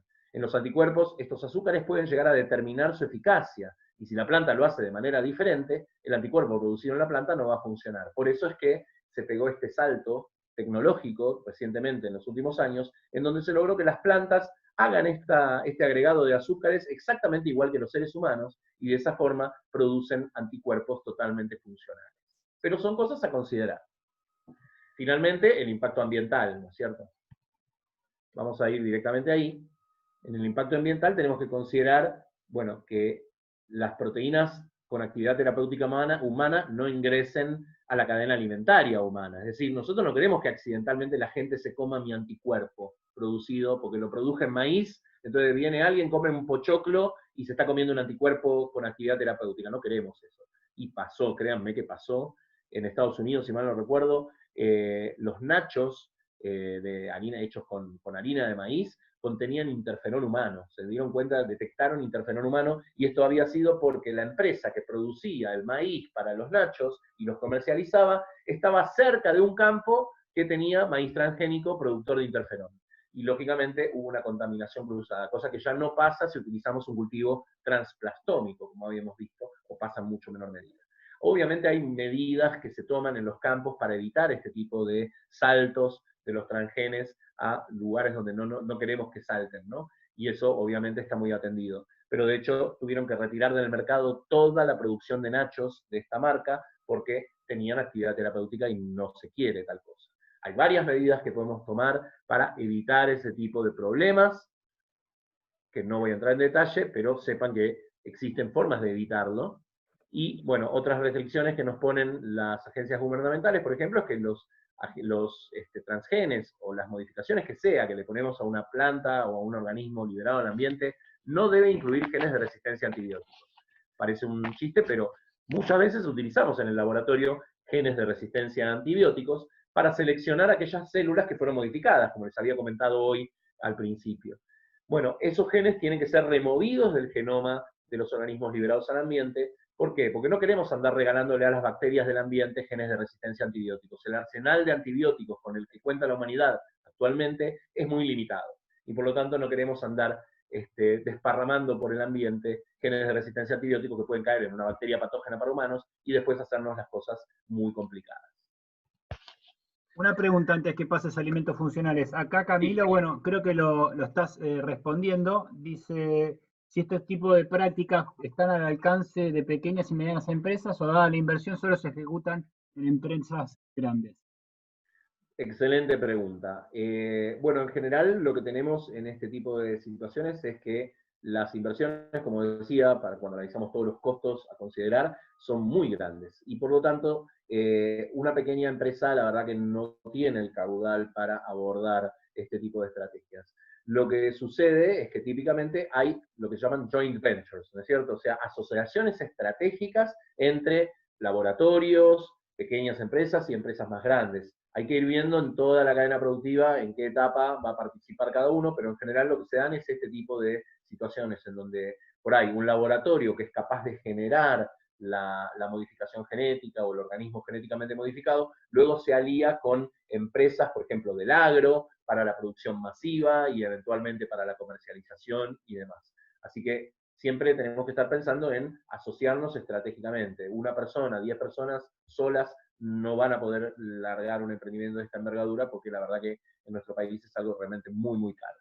En otros países por ahí es más fácil, pero en general de cualquier manera siempre vamos a ver que se apunta a la asociación de varias partes. Leandro, hay una pregunta y vamos a entrar en los últimos 6 minutos de agenda que tenemos. ¿Qué plazo de tiempo lleva el desarrollo de un proyecto desde los inicios hasta su aprobación regulatoria? Pregunta Fernando. Varios años. Desde los inicios, ponele que tenés unos, con viento en popa, en 2 años, 3 años, puedes desarrollar un organismo genéticamente modificado y bien caracterizado y demás. Después tenés toda la parte de ensayos que te impone la entidad regulatoria, que tenés que demostrar que, bueno, tiene un montón de cuestiones validadas, como por ejemplo actividad terapéutica y demás. Y después recién podés empezar a masificar la producción, y masificar la producción puede llevar varios años más. Ni hablemos si tenemos que meter ensayos clínicos en el medio. Los ensayos clínicos pueden durar 4, 5 años, 9 años, depende de qué estemos hablando. Pero sí, son varios los años que lleva. Bueno, lógicamente, nadie lo emprendería si no fuera algo tremendamente rentable desde lo económico, ¿no es cierto? Porque la verdad que esto genera mucho rédito. Pero sí, lleva mucho tiempo. Leandro, la verdad que es espectacular lo que aprendimos, pero obviamente te genera una cantidad de preguntas enormes. A mí el ejemplo que diste, que las papas pueden tener la cura a determinados tipos de enfermedades, me hace pensar en por qué los gobiernos no invierten más en este conocimiento para generar una cobertura vacunal a toda la población y eliminar de la faz de la Tierra determinadas enfermedades. ¿Existe el lobby realmente farmacéutico que evita todo esto? Bueno, vos sabés que los países desarrollados en general son desarrollados justamente porque invierten en ciencia, ¿no es cierto? Estados Unidos, por ejemplo, invierte el 5% de su Producto Bruto Interno en investigación científica y en actividades relacionadas con la ciencia. Nuestro país en este momento creo que está en el 0,15, 0,15, sí, digo bien, algo así más o menos. La verdad que es lamentable en nuestro país. Nuestro gobierno en este momento se está ufanando de que es un gobierno de científicos, pero la verdad que la inversión que hacemos en ciencia, no le echo la culpa a este gobierno, la cuestión es histórica, pero la verdad que lo que este país invierte en ciencia es lamentable comparado con otros países. Se estima que los países en vías de desarrollo deberían invertir al menos un 1% de su Producto Bruto Interno en ciencia. Se recomienda más, por supuesto, pero de mínima un 1%. Nosotros no llegamos al 1% desde hace muchísimo tiempo, y vamos cada vez peor. Ni hablar, los sueldos científicos en este país están cayendo desde hace 10 años, ya cayeron a menos del 50%, en algunos casos a menos del 25% de su poder adquisitivo. Pero sí, lógicamente, la ciencia tiene la potencialidad de generar este tipo de avances, generar este tipo de productos que impactan positivamente en la economía de un país. El tema es que Argentina todavía no se avivó. Otros países, o sea, lo que termina pasando siempre es que si no invertimos en ciencia, vamos a tener que invertir en importar la ciencia a otros países. Es decir, importar medicamentos, importar montones de cosas que podríamos estar produciendo perfectamente en el país. Visto está con esto de la pandemia de COVID-19, que varios de nuestros científicos desarrollaron en tiempo récord kits de detección de distintos tipos, kits de ELISA, kits de PCR, rápidos, que pueden ser operados por gente que no es profesional, que no tiene acceso a equipamiento y demás.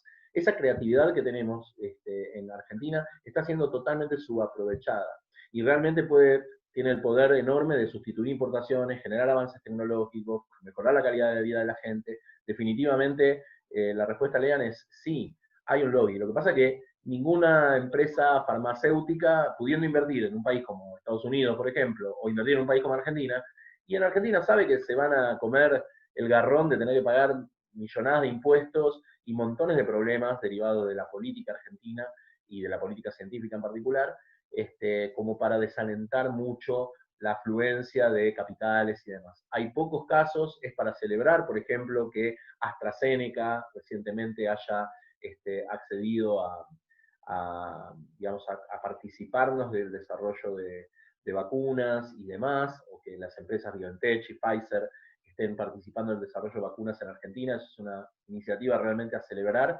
pero lamentablemente tendría que haber muchísimos más casos. Y las políticas científicas en Argentina vienen rezagadas desde hace mucho, mucho tiempo. La inversión en ciencia en Argentina viene rezagada desde hace mucho tiempo. Pero bueno. Acá Carmen está poniendo, perdón, acá Carmen pone, ya importamos la tecnología que resulta de ciencia argentina, leer Transferencia Tecnológica Ciega del doctor Kovner. Sí, justamente a Kovner lo tuvimos como profesor y hablaba sobre eso, ¿no? Que terminamos importando la tecnología derivada de descubrimientos científicos argentinos. Es lamentable. Locura. Es que no tenemos por ahí la matriz productiva para ponerla a andar, esa tecnología. La transferencia, ¿no? ¿Cómo? La transferencia tan necesaria entre el mundo exactamente, la vinculación tecnológica, exactamente. Ustedes saben que, por ejemplo, institutos como el Instituto Leluar, acá en Argentina, o el Instituto Weizmann en Israel, tienen su propia dependencia de vinculación tecnológica, de manera tal de que todo lo que producen los científicos haciendo investigación básica, es decir, investigación por el conocimiento en sí, buscan si tiene alguna aplicación industrial, alguna aplicación médica o lo que fuera, y tienen su propio departamento de vinculación, en donde lo que hacen es vincular el conocimiento creado por los científicos con la maquinaria productiva del país. Y de esa manera impulsar el avance de los desarrollos tecnológicos derivados de las investigaciones. Eso en Argentina todavía está muy incipiente. Como les dije, la Fundación Leluar lo tiene, la Fundación Pablo Casará, justamente las cunas de estos desarrollos que estuvo habiendo recientemente de kits de detección de COVID-19 y demás, son la Fundación Pablo Casará, la Fundación Leluar, y demás. Pero ahí está la beta que hay que seguir. Y lamentablemente en nuestro país la estamos siguiendo muy subaprovechadamente. Leandro, te puedo hacer otra pregunta. El tema de la difusión, ¿no? Porque yo veo, por ejemplo, sobre todo con lo que es transgénico, hay mucha difusión negativa, pero no veo tanta difusión positiva. Entonces, el tema de la difusión también no sería un punto clave, aparte claramente de la falta de inversión en ciencia. El tema de la difusión de la ciencia tampoco es suficiente. ¿Vos qué pensás?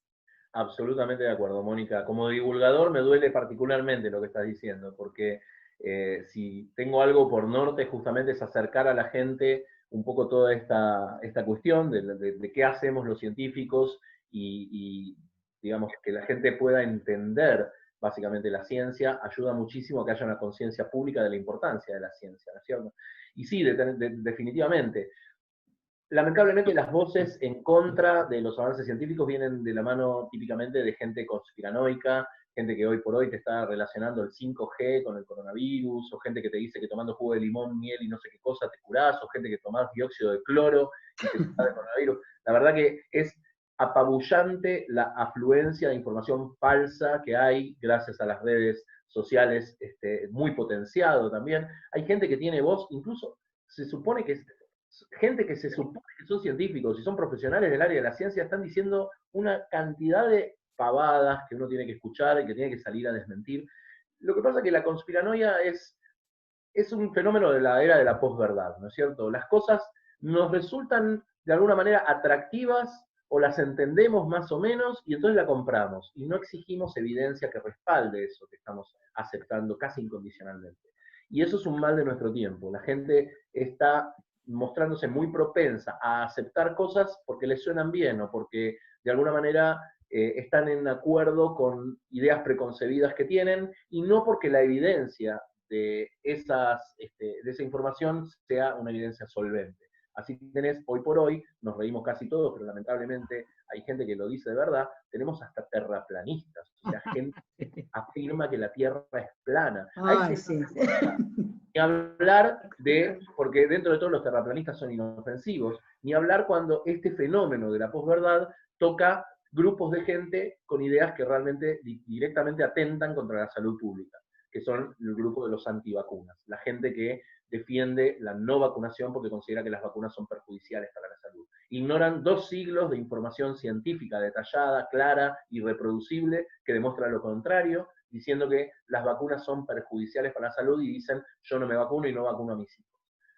Eso tiene un impacto concreto en la salud de los demás, porque si yo tengo un hijo, no lo puedo vacunar contra el sarampión hasta dentro de un año, porque los nenes menores de un año no se pueden vacunar contra el sarampión. Durante ese año mi hijo está expuesto al encontrarse con el virus del sarampión y morirse. Ahora, en una población en donde todo el mundo se vacuna, las chances de que se cruce con el virus del sarampión es prácticamente nula. Ahora, en una población infectada mentalmente por la sarta de antivacunas, vamos a tener una proporción de la población importante que no se va a vacunar y que va a funcionar como nicho para la proliferación del virus del sarampión. Ahí mi hijo tiene, durante ese año que no lo puedo vacunar, tiene mucha más chance de cruzarse con el virus del sarampión. O sea que esta política antivacuna de los antivacunas impacta sobre la salud de los que nos informamos un poco más y tenemos un poco más de idea de lo que es la ciencia y la validez de la vacunación. Entonces es peligroso, o sea, esta era de la posverdad tiene manifestaciones realmente peligrosas para todos. Yo siempre le digo a los antivacunas, es totalmente respetable que seas antivacunas en tanto y en cuanto te vayas a vivir en una isla. Pero mientras vivas en sociedad, es obligatorio vacunarse. Hay países donde se ha vuelto mandatorio, es decir, te penalizan con la cárcel o con multas siderales si no te vacunás, lo cual me parece perfecto, porque no vacunarte afecta a los demás, y los derechos de uno siempre terminan donde empiezan los derechos del otro. Genial. Wow, esto la verdad que sí, da para hablar muchísimo, pero muchísimo. Tendríamos que hacer una segunda reunión para seguir hablando de esto, pero la verdad que los tiempos, yo soy acá, soy media la tirana, tengo que ir cortando. No hay problema. Lo que quedaba para decir era hablar un poquito sobre alimentos funcionales, que lo podemos recortar y dejar la charla acá. Pero bueno, básicamente era una disciplina más, digamos, un área más dentro de la biotecnología vegetal, que es la producción de aditivos para los alimentos, mejor dicho, hacer que los organismos de los cuales derivamos alimentos produzcan compuestos activos que mejoran la salud o que son capaces de curar enfermedades o demás. Muchos de los alimentos funcionales reciben aditivos artificialmente. Bueno, la biotecnología nos permite que esos aditivos sean generados por el propio organismo, y de esa manera, al cosecharlo, ya tenemos un alimento funcional. Esa es otra de las ramas. Les cuento nada más, les muestro un minuto nada más. Sí, por favor. Sí. Un par de ejemplos nada más. Bueno, aquí está la lista de los que conocemos, ¿no es cierto? Después se los puedo pasar este PowerPoint para que lo miren. Los alimentos funcionales conocidos que están en las góndolas hoy por hoy se pueden ver mejorados con la biotecnología porque podemos lograr que el organismo directamente lo produzca. Como por ejemplo, podemos tener arroz que producen betacarotenos, el llamado arroz dorado, las papas transgénicas que tienen más carotenoides, plantas que producen omega 3 en el grano y demás. Tenemos gluten apto para celíacos, actualmente tenemos en España se produjo el primer pan de harina de trigo apto para celíacos. ¡Wow! ¡Qué buena noticia para los celíacos! Tal cual. ¿Eso cuánto tiempo llevó? ¿Tenés idea? Unos años, sí, no sé cuántos años en particular, pero hicieron dos. El primero lo hicieron por biotecnología más o menos estándar, y el segundo, el más reciente, lo hicieron por la tecnología de CRISPR. No es un pan absolutamente libre de gluten, pero tiene una cantidad de gluten tan baja que permite que un celíaco pueda comer, creo que hasta 5 rebanadas de este pan por día sin ningún tipo de problema. Un montón.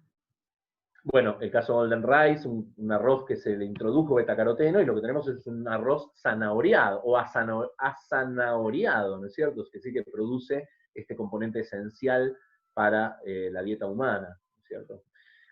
Las betalainas, que son pigmentos que producen plantas de cierto tipo relacionadas con la remolacha, por ejemplo, son distintas a las antocianinas, que son los pigmentos del resto de las plantas. Y estos se utilizan como colorantes en los alimentos o también incluso como antivirales. Así que tienen una aplicación como antivirales. En nuestro laboratorio estamos trabajando justamente con la producción de betalainas en quinoa, en una planta que también tiene un montón de beneficios nutricionales, pero en principio la betalaina también tendría varias actividades terapéuticas. También estamos trabajando con astaxantina, que es un pigmento con mucho poder antioxidante, que normalmente se puede producir a partir de ciertos cangrejos, por ejemplo, o en algas, en microalgas cultivadas en el laboratorio. La astaxantina, miren el negociazo que es producir astaxantina en grandes cantidades. La astaxantina sintética se vende por $4.000 el kilo, mientras que la natural, la que podemos producir en el laboratorio por estas técnicas que les decía, de cultivo de microalgas, puede alcanzar los $10.000 por kilogramo. Miren si no hay un buen negocio detrás de eso. Finalmente, bueno, varios ejemplos de aplicaciones terapéuticas de la astaxantina, parece que redunda en beneficios cardiovasculares, neuroprotectivos y también hepatoprotectivos. Igual que las betalainas también tienen efectos hepatoprotectivos, hipolipidémicos, hipotensivos, etcétera. Montones de beneficios estos compuestos. Los ácidos grasos insaturados, también aislados de algas, tienen también un muy buen negocio por delante, y también estamos con algo de eso en el laboratorio. Bueno, este es el laboratorio nuestro, que también estamos abiertos a recibir propuestas de inversores. Si hay alguien que conoce, alguien que quiera dedicarse a emprender en el ámbito biotecnológico, bien recibidos serán. Y eso es todo lo que faltaba por mostrar. Wow. Impresionante. Te felicito. Es genial. Bueno. Es muchísimo, mucha información. La verdad que un mini resumen, pero la verdad que de todo. Me sorprendieron los precios. Wow. Bueno, la idea es un poquito sorprender y bueno, y hacerlo entretenido e interesante. Así que bueno, me alegro que haya cumplido un poquito con esa expectativa. Bueno, justamente hablando de divulgación científica, Lea edita una revista para chicos, ¿no? Contá un poquito sobre eso y Tengo una relacionado con lo que viene. Mostrala, a ver. Tengo una por acá, por ejemplo, que a ver si se ve. No, tengo un problema con la iluminación de esta computadora, es terrible. Esta revista es una revista de la editorial Ciencia Hoy. La editorial Ciencia Hoy es una asociación sin fines de lucro que básicamente se dedica a la divulgación científica desde hace más o menos 30 años, para grandes. Desde hace más o menos unos 4 o 5 años estamos haciendo divulgación para chicos, es decir, chicos de 9 a 13 años. Así que si conocen algún chico que esté en este rango etario, algún hijo, primito, hermano, quien sea, la verdad que hacerle llegar esta revista es un re lindo regalo, porque tenemos el aval de CONICET, y la verdad que es un muy lindo producto de divulgación para que los chicos empiecen a entender de ciencia desde ahora. Hablando de esto que decía Mónica, del tema de la divulgación y que la gente conozca acerca de estas cuestiones, nosotros creemos que es importante agarrarlos de chiquitos, digamos, y ir enseñándoles, cosa que además tiene aparejado un beneficio adicional, que es el pensamiento crítico y montones de cosas muy piolas para la etapa educativa de los chicos. Así que, nada, les recomiendo, tenemos la página web, que es chicosdecienciahoy.org.ar, nos pueden visitar, hay varios números liberados para que puedan compartir con los chicos y ir viendo un poquito de qué se trata el producto. También estamos generando podcasts, videos cortos que están subidos a YouTube, ¿qué más? Bueno, nada, montones de cosas. Es una iniciativa que busca acercar la ciencia a los chicos desde temprano, básicamente eso. Eso es genial. Ahí es donde hay que apuntar, a los chicos, ahí es donde hay que apuntar. Son el futuro. Son el futuro, son nuestro futuro. Tal cual, tal cual. Bueno. ¿Hay preguntas? ¿Quieren preguntar? ¿O ya hicieron todas las preguntas? Seguro hay miles de preguntas. Podemos ir a lo bueno mientras que se ocurren preguntas. Bueno, primero voy a hacer una votación, una poll, que es simplemente una mini encuesta para ver el grado de conocimiento de esto que tenían los participantes. Entonces la primera pregunta para responder es si conocían lo que era el molecular farming y sus aplicaciones. Ahí pueden contestar. Y si ven viable la implementación de estos en algún emprendimiento tuyo. Si tenés algo relacionado, si se puede cruzar, si como dijo Lean, pueden transferir esa ciencia a un emprendimiento que ustedes conozcan de tipo industrial. A ver, ya están votando. Se cierra rápido la votación, así que cuando estemos, el 72% ya votó. Último empujoncito, los que no votaron. A ver, listo, cerramos acá. Dale. Bueno, ahí dice el 33%, mirá que bueno, conocían lo que era esto. Está muy repartido. El 33% no lo conocía y el otro 33% muy poco. Muy poco. Yo no voté, pero conocía muy poco. Hay cosas que me sorprendieron. Bien, bueno, si el 33% lo conocía, evidentemente tan mal en cuestiones de divulgación no está la cosa. No. Estamos en una audiencia de nicho porque, bueno, comentamos todo esto en polos universitarios, etc. ¿Ves viable la implementación de esto en algún emprendimiento? Sí, puede ser una unidad de negocios a futuro en mi emprendimiento, un 11%. Mira, Lea, capaz que acá aparece el billete que necesitamos para empujar todo el conocimiento. A ver, el 60%. El billete de inversión y el billete de producción, o sea, el billete de rédito. Exactamente. No, pero voy a investigar más para emprender en esto, un 67% de los encuestados, y no lo veo viable, un 22%. Bien. Excelente. Perfecto. Y bueno, ahora vamos al concurso, Lau, ¿qué te parece? Sí, el premio, bueno, seguramente van a ser, gracias a Leandro, que le damos las gracias por haber aceptado y donado una de las revistas, así que van a tener el privilegio de tenerla, los ganadores en todo caso. Así que vamos a hacer una encuesta, no una encuesta, sino, no sé si conocen Kahoot todos. Es una manera rápida de participar, sí. Vayan abriendo el celular a un navegador web. Yo ahora voy a compartir mi pantalla y la idea es que jueguen todos.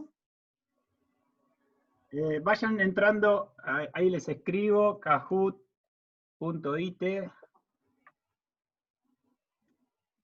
Participamos por... Vamos a poner un código. Vayan entrando a esta dirección, www.kahoot.it con .o. ¿A dónde le escribiste, Lean? En el chat. Lo puse en el chat para que vayan entrando. No lo veo. ¿No se ve? Ah, no, perdón, me equivoqué. Mala mía. Ahora lo pongo todo. ¿Dónde lo pusiste? No, porque me habían escrito por el privado y quedó la última como privado. Un segundo. Cuando tengan todos el celu, me avisan que yo voy a compartir mi pantalla. Así... Entonces, si van viendo el código que tienen que ingresar en kahoot.it. Leo, vos me imagino que no vas a participar porque te vas a ganar. Voy a participar, pero visualmente voy a participar. Bien. Bueno, mirá, si tocás los botoncitos empezás a participar. Vas a ganar. No tiene sentido. Todos, pongan manito, que escriban en el chat si ya esperaron. No, perdón, no compartimos el numerito. Falta el código, Lean. Ahí está. Sí, perdón. Un segundito, ya ¿Listo? lanzamos. Espera, falta que pongan el código en el chat, ¿no? Exactamente. Un segundo, ya está cargando. Ese es el código. Ahí está, el código es 8825321. Miren en la pantalla y el celular es solo para responder. 8825321. Se tienen que ir conectando. Ahí está Camilo, Ya se conectaron Ale, dos. Perfecto. Martín, Natalia, Ok. Rosario. Vamos, apuren que 6 jugadores. A ver, ¿cuántos somos? Hay 13 participantes. 9 en total. Faltan 3. Pero por ahí no todos quieren jugar. Hay premio, ¿eh? Hay un premio Sí. lindo en las revistas. Bueno, un minutito más. Vamos. Le damos. Igual pueden entrar. Y si no, le damos. Bueno, les explico mientras se van ingresando. Esto es rápido. Tienen que leer rápido. No solamente se cuentan, obviamente, las respuestas correctas, sino también el tiempo en que demoran en contestarlas. Entonces, si 2 personas contestan la misma pregunta correcta, se va a dar más puntos a la persona que contesta más rápido. Esto tiene 30 segundos, en algunos casos cuando es verdadero o falso tienen que 20 segundos. Así que prepárense, no son fáciles las preguntas, las hizo Lea, así que si prestan atención la pueden responder, pero no es una cosa así. Bueno, vamos. Vale, Vamos. Vamos. Dale. Le doy, Lee las preguntas, Laura, para cuando salgan. Ok. ¿Verdadero o falso? La biotecnología es una disciplina milenaria. ¿Verdadero o falso? Bueno, justo lo nombraste eso. Bien. 4, 5. ¿Verdadero o falso? Bien, Bueno, fui verdadero. nombrando justamente. Dijiste que los Muy egipcios bien. hacían cerveza con la biotecnología, ¿no? Un poco intuitivamente. Exactamente. Bien, a ver. Fue lo seguimos. primero. Vamos, Primero. A ver. Martín contestó más rápido y bien. Perfecto. Segunda, Natalia. Claro, porque acá hay que hacer rápido. Hay que Acá ser la rápido. velocidad cuenta. Tal cual. Va, La que viene. ¿Qué es el molecular farming? El Multiple cultivo choice. de microorganismos importantes para el agro, la producción de proteínas recombinantes en plantas, el diseño molecular de fármacos o el estudio de las propiedades medicinales de las plantas. Recuerden que la respuesta la contestan en el celular. Tienen que tocar el color. Bueno, la producción de proteínas recombinantes en las plantas. Exactamente. Vamos a ver quién... A ver cómo viene el tanteador. ¡Epa! Opa, Bien, cambió el Rosario, tablero. pegó el batacazo, Epa. bien. Vamos, Rosario. Camilo Epa. ahí también aumentó. ¿Vamos? Rosario Vamos. ni esperó a que leyeran las opciones. ¿Verdadero o falso? Los cloroplastos se pueden transformar usando... Ay, no sé, Agrobacterium. No lo veo. Tumefaciens. Sí, tú me estás. ¿Verdadero o falso? Muy bien. Eso lo Qué comentó. buena la imagen que conseguí. ¿Verdadero o falso? Y viste, mucho tiempo en Google. 4, 3.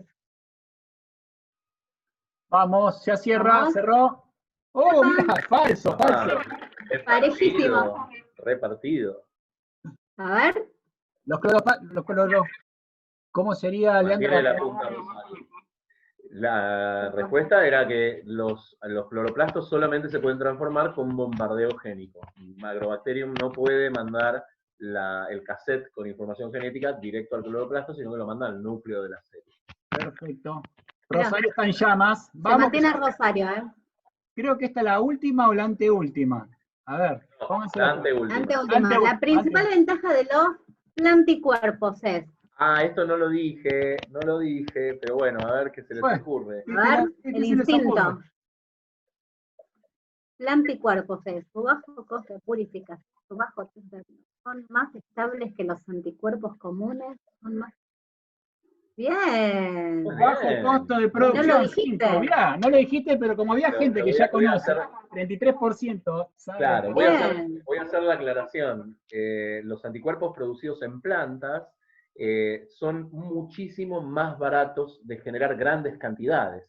El problema está en que son igual de caros para purificar que los anticuerpos actuales, que se producen, por ejemplo, en cultivos celulares o en ratones.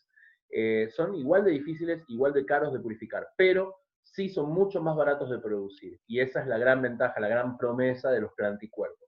Poder producirlos de manera muchísimo más barata, abarata muchísimo al final de toda la línea productiva, abarata muchísimo los costos. Perfecto. A ver, preguntaron algo. En el No chat sé hay qué algo. expliqué con la insulina de los La cerdos. insulina lo Explicaste habías con la- explicado, Bueno, claro. claro, sí, puede tener, claro, exactamente. Bueno, la última, ¿eh? Tiene que A ser ver. muy, muy rápido. A ver cómo viene. No, Rosario se mantiene. Rosario a full. Rosario está full. Sí. Hay que responder rapidísimo para ganar la ¿Verdadero o Verdadero o falso? falso, Organismo rápido, rápido. genéticamente modificado y transgénico, ¿son Ah. sinónimos? Fácil, muy fácil. Muy Esa es fácil. fácil. Muy, muy fácil. Sí. ¿Verdadero o falso? Lo dijiste esto. Me acuerdo Sí. perfectamente. A ver, 3, 2, 2, 1. Vamos, respondan rápido. 1. Falta más gente ahí. Muy bien. Bárbaro. Esta era Ahora sí. fácil. Bien. A ver cómo quedó. Ahí ¿Quién ganó? ganó. Podium. Podium, podium. Tercero, ¿quién es el tercero? Steffi. Steffi. Steffi, Bien. 3. Segundo, Martín. Martín. Bien, Y Martín. Rosario. Ahora sí, A ver. puede haber. Rosario. Bien, Rosario. Felicitaciones. Bueno, Muy bien. genial. Bravo. Bueno, Sáquenle por una tema de foto. COVID, la logística está complicada, ¿no, Lea? Pero después Estamos limitados porque el acceso a la editorial, que es donde están los archivos de números históricos. Pará, no dijimos cuál era el premio. No se dijo. lo dijimos al principio, pero no sé si estuvieran atentos. Dale, contá. Ah, ok. Bueno, la idea es que el premio son 5 ejemplares de la revista Chicos. Nos vemos de momento limitados para acceder a la editorial por el tema del aislamiento, pero en los meses venideros, a medida que se vaya flexibilizando, cuando vaya alguna persona a la editorial, vamos a rescatar estos números. Yo se los hago llegar a Leandro y Leandro se los hace llegar a la ganadora, que es Rosario. Mirá, también estábamos Bueno, pensando gracias. con Lau de si querés, o y si Rosario quiere, de darle un ejemplar también al que salió segundo y tercero para que se difunda más la ciencia. ¿Qué te parece? Totalmente. Buenísimo. Sí, sí, Vamos, sí. vamos. Se puede descargar también, pueden ver algo, ¿querés pasar una página donde podés? Ahí, sí, cómo no, les puedo compartir, les comparto pantalla y les muestro. A ver. Lo único que tienen que hacer es ingresar a Chicos de Ciencia Hoy. Allá. Y ahí tienen el acceso a la página. Contá un poco cómo se formó todo esto, Lea. Bueno, como les decía, la editorial Ciencia Hoy ya tiene una trayectoria bastante amplia, difundiendo ciencia, es la principal editorial de difusión científica, de divulgación científica en la Argentina y muy importante dentro de América. En particular, nos enfocamos desde hace unos 5 años en este emprendimiento que es dedicar la divulgación científica para chicos de entre 9 y 13 años. Venimos creciendo de a poquito, como les decía, es una organización sin fines de lucro, así que se imaginarán que no hay grandes cantidades de dinero para hacer una difusión masiva y la gente que nos conozca, mucha gente todavía no nos conoce, y nos sorprendemos mucho porque, no nos sorprendemos, digamos, nos gratifica mucho porque la gente cuando tiene la revista en sus manos dice, esto está buenísimo, o sea, ¿cómo es que nunca escuché que existe y que existe hace tanto tiempo? Bueno, mirá, con Moni, ¿qué te parece el Challenge Moni de ayudar con el Comité de Educación a difundir, ¿no? Todo esto que Obvio, estaba pensando en ver si podemos hacer así como hicimos con marketing, alguna actividad para chicos de con este tipo de Sí. temáticas. Así que Sí. ya te voy a estar contactando. Algo vamos a hacer. Fantástico. Sería súper interesante. Sí, sí, sí. La verdad que tenemos un feedback muy, muy bueno, tanto de docentes como de padres, abuelos, de todo tipo. la verdad que quienes tienen el producto en las manos quedan muy, muy contentos, y los chicos se enganchan mucho. Tenemos una sección acá en Seguimos Aprendiendo, justamente derivada del tema del aislamiento. Hemos liberado ejemplares para que los chicos puedan mirar. Tenemos los 8 primeros ejemplares libres para que puedan acceder en forma digital, pueden acceder a la totalidad del contenido. Las demás, obviamente, se acceden por suscripción o por compra individual. Si se suscriben, creo que la suscripción actualmente estaba algo así de 500, 600 pesos por año, son 3 números, sale cada 4 meses, y llega por correo a la puerta de la casa del suscriptor. Se pueden suscribir con una tarjeta de crédito, cualquier cosa, y automáticamente se hace el proceso, se debita, y les llega a sus casas. Y bueno, básicamente esa es la idea. Hay bastante material, también tienen material, como les decía, en YouTube, tenemos videos, acá hay varios, Seguimos Aprendiendo, tenemos la convocatoria de videos donde los chicos, nuestros lectores, nos contaban qué hacían, por ejemplo, durante el aislamiento para divertirse en casa. Tenemos varios videos de estos. Tarda un poquito en cargar, pero ahí vienen. Donde tenemos varios chicos que nos cuentan qué actividades hacen. Buenísimo ahora, ¿no? Por como dijiste vos, en cuarentena poder aprender junto a los hijos viendo todo este material es espectacular. Totalmente, bueno, totalmente. Chicos, la verdad que Lea, esto da para 5 charlas más, me encantó, te agradezco de todo corazón tu tiempo y poder compartirlo con todos.